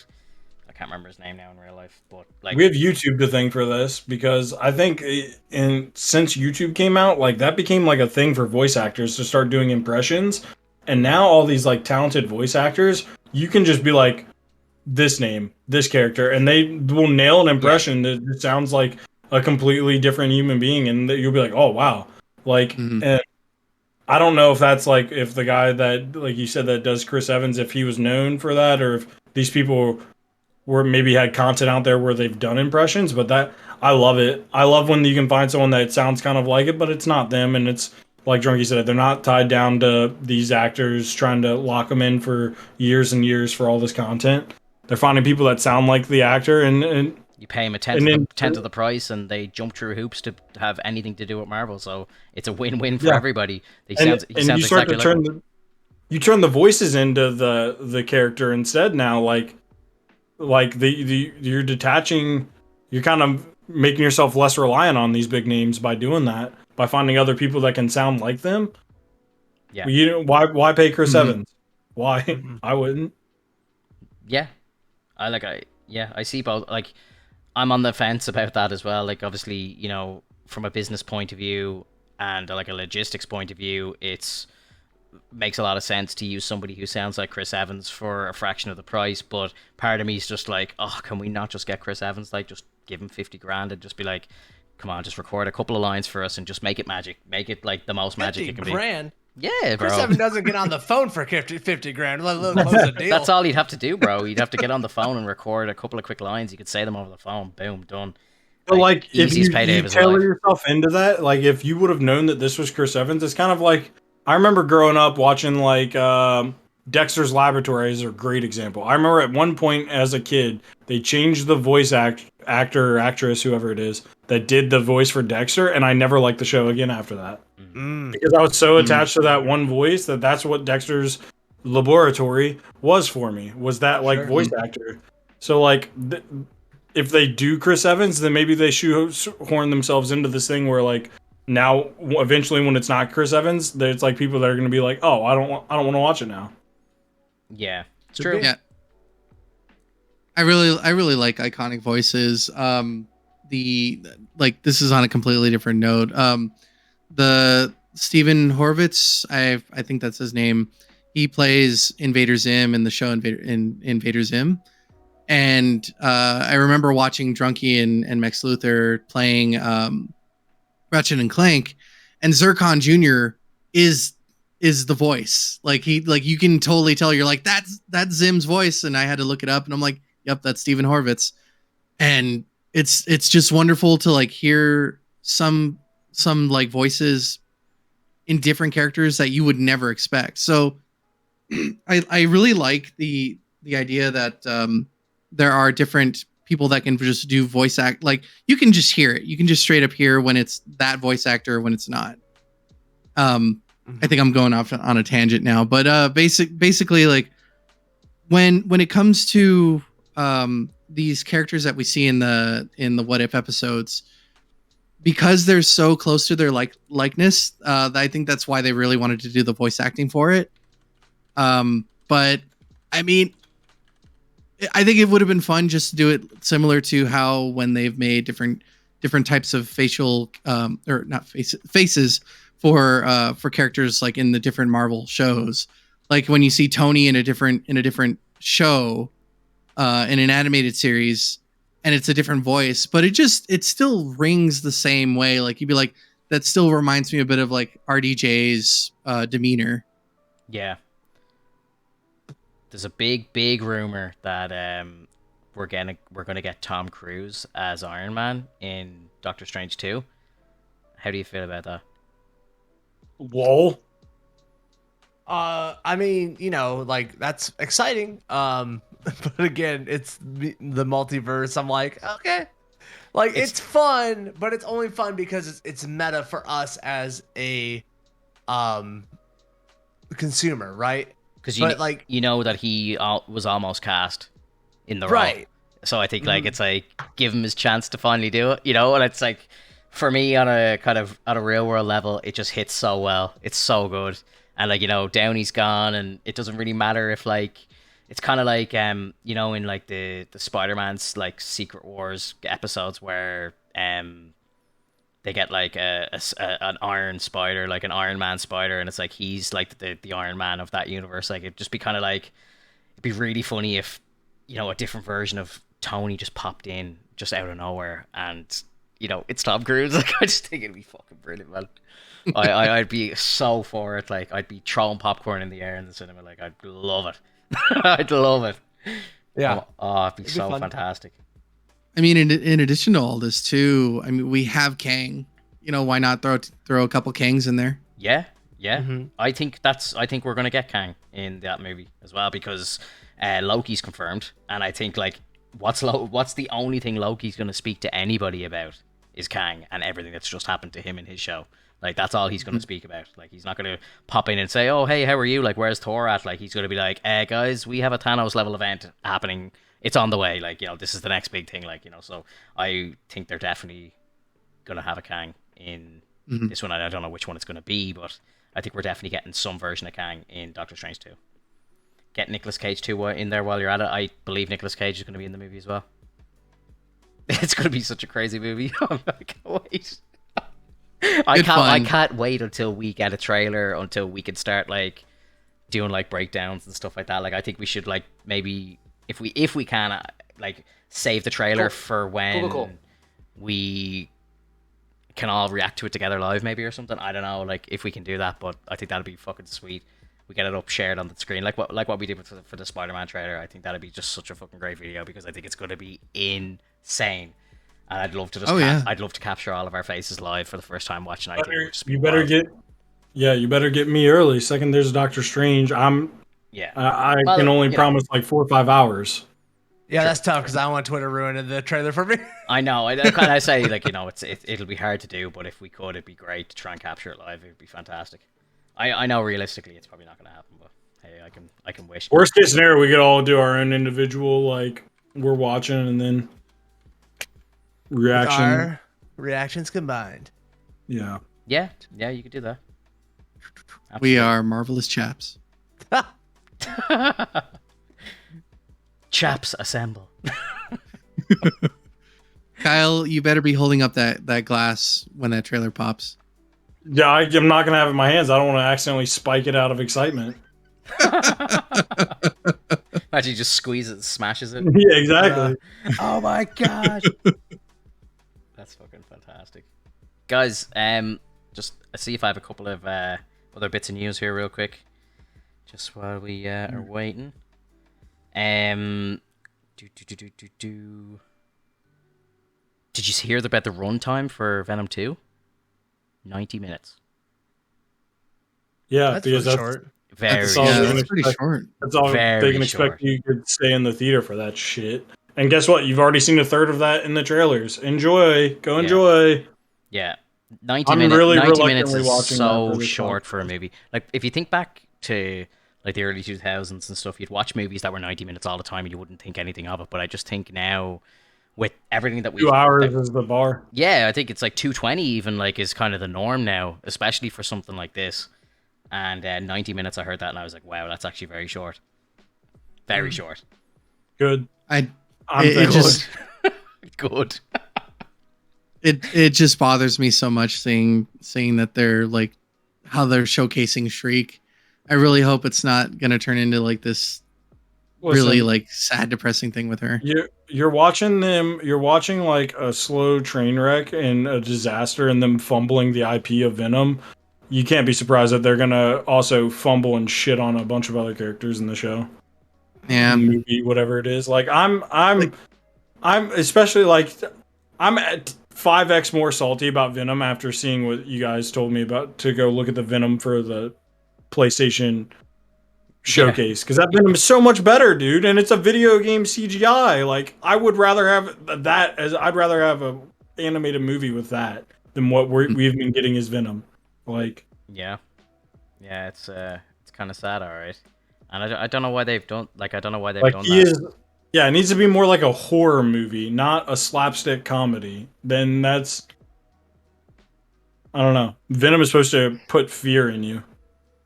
Yeah, and this is Carnage is supposed to put the extreme fear. Venom wasn't done that bad in the first Sonyverse, like the visual of it, but like they had the corniness of the bad jokes from Eric Foreman. Yeah, Topher wasn't good. He wasn't good. So like it's like twice now Venom's been kind of just shit on, where like I want a scary badass Venom that makes me slightly terrified. Yeah. And like I remember being very young watching the animated series, and you know when Carnage comes into that, I remember Carnage's laugh used to scare me as a child and everything, like in a cartoon. You know, and I just think like it's not hitting like that, like especially Venom isn't anyway. Maybe like the footage of Cletus actually looks quite terrifying, to be honest, in the movie. Like I think it looks very well. But I don't know. I just have no faith in these movies. I'll go and see it. I'll support anything that's anything to do with Marvel at all. Of course I'm going to support it, but I don't hold the movie in high esteem at all. Like I've still only seen the original Venom movie the first time I went to go see it in the cinema, and that's it. I haven't seen it since, and I don't really think I probably won't even rewatch the first one before seeing the new one. No point to. Yeah, I mean that's fine. at this point. I'm honestly hoping that it does do decently well. Obviously it was, it was pushed back and now it's been pushed forward. So now it's October 1st, and that was interesting, wasn't it? Yeah, it was really interesting. And that's Shang-Chi that's done that. Mm-hmm. And so a lot of things are getting greenlit, sooner now because of Shang-Chi. Sorry, my girlfriend just typed symbiote in the chat, and I'll never forget how triggered I got when that first trailer came out, and they were pronouncing it symbiote. Symbiote. And the internet just went insane. They had to redo the trailer and re-release it. They had to dub it over and fix it. Was that the first case of we got to fix this trailer, or we got to fix this movie? I think because you remember Sonic. Oh yeah, Sonic was epic, bro. And like I have nothing but respect for those developers to do that. They obviously had their own vision, and they released the first trailer, and I've never seen something shit on so much as that first trailer for Sonic. And to be fair to them, they went back and just redesigned it, and it worked so much better. But it's just so it was just so cringy, and if that was their vision, that was a shitty vision. Yeah, it was horrendous, dude. I wish it would have been done for this Venom, man. I wish it would have been like redo your Venom CGI, and also quit making him a dumbass. The only thing that concerns me is the fact that Carnage hasn't said a single fucking word yet, which is really kind of if he doesn't have any lines. If we don't, if as you're listening to Carnage, you don't feel that crazy, maniacal kind of sounding shaky voice, and the other way if we hear something like this, I'm out. if we hear really craziness to it, I'm in. Yeah, I know exactly what you're saying. I think I want to pull up a thing. I'm just going to pull up a sound clip of him talking now, just so we know exactly just in case people in the chat don't know what you're talking about. Because I can hear it perfectly in my own head, but I don't think people are getting it. Oh my god, I love when Carnage speaks. Yeah, it's so good. It honestly used to scare the absolute shit out of me as a child. And that's the point. Like, it's a serial killer. Yeah. Who has this most powerful symbiote with him. Yeah. Watch this. Hang on. So I love this cartoon so much, bro. It's like my favorite thing in the world. I want to rewatch it. It's on Disney, bro. Go for it. All 5 seasons are there. Sorry, nobody's allowed in here right now.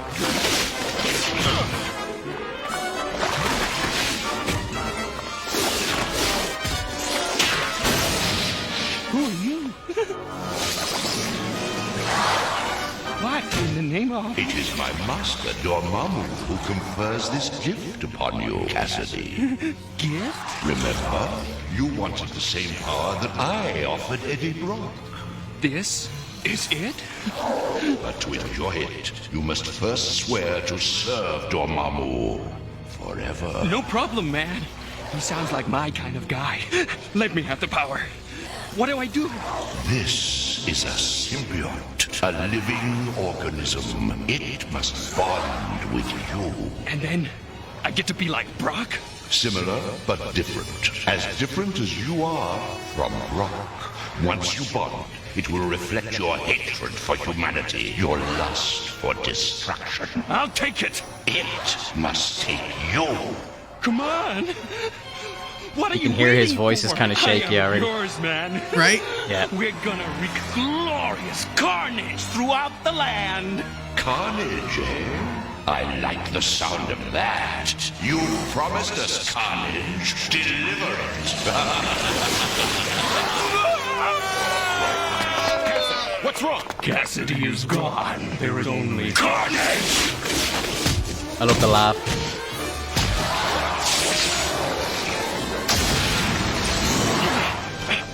That used to terrify me as a child. So crazy. Yeah. Hang on. I turn back and I see Chunky's face. He's just like, Nice. it's really it's so good. Carnage. Carnage? There's another symbiote? Sorry to interrupt the reunion. We hoped we'd run into you again. You know me? So good, dude. So good. Oh my god. Yeah, I highly recommend. If there's anybody in this chat who has not seen that animated series, like, fucking do it. Do it. So good. Do it. Yeah, it's fantastic. Yeah, I don't know. Anything else to talk about, guys? I think we ended on a bit of Not in carnage. my mind. I think we ended Not on for carnage me. today. I think I had something, but I forgot. What do we want to do for a movie next week? What do you think? So we're gonna do episode. Mighty Ducks. I don't even need to watch that. I've seen it so many times. I could talk about that for 2 hours without even seeing it again. I think. Do you want to continue the MCU timeline that we were doing, or do you want to jump into like some Spidey or X-Men or something? I wouldn't mind jumping into like the Fox universe or something. I think we time on Spider-Man. Yeah, I think we saved Spider-Man, like you said, for till like we get a little November bit closer. or something. Yeah. Mm-hmm. Yeah. I'm trying to think if we. I think the last one that we There's a lot- watched was Thor 2. So I think we have the Guardians movies next. So maybe we could do the two of them, because I know they in the timeline they take place one after another. So you could do the two Guardians movies in a review together, maybe? Or I don't know if that's too much. Is 2 movies too much? I can do it. Yeah, I can do it too. I could do it. We were born to Guardians. Born to do it. Yeah, I think Guardians is the next step, so I think that'll be fun to talk about. So for anyone who's new in the chat, what we usually do when there's not too much going on with regards to TV shows and stuff like that, like these what if episodes are only kind of like 20 minutes, 30 minutes long, so we kind of like to, we're in the middle of doing a rewatch of the entire MCU timeline, but we're doing it in a timeline order, as displayed on Disney Plus. So at the moment we're around the middle of the MCU at the minute with Guardians of the Galaxy 1. So next Friday we'll be back here, same time, 5 p.m. Eastern, 10 p.m. GMT, and we're gonna do What If Episode 6 and also the Guardians movies. So be sure to be here.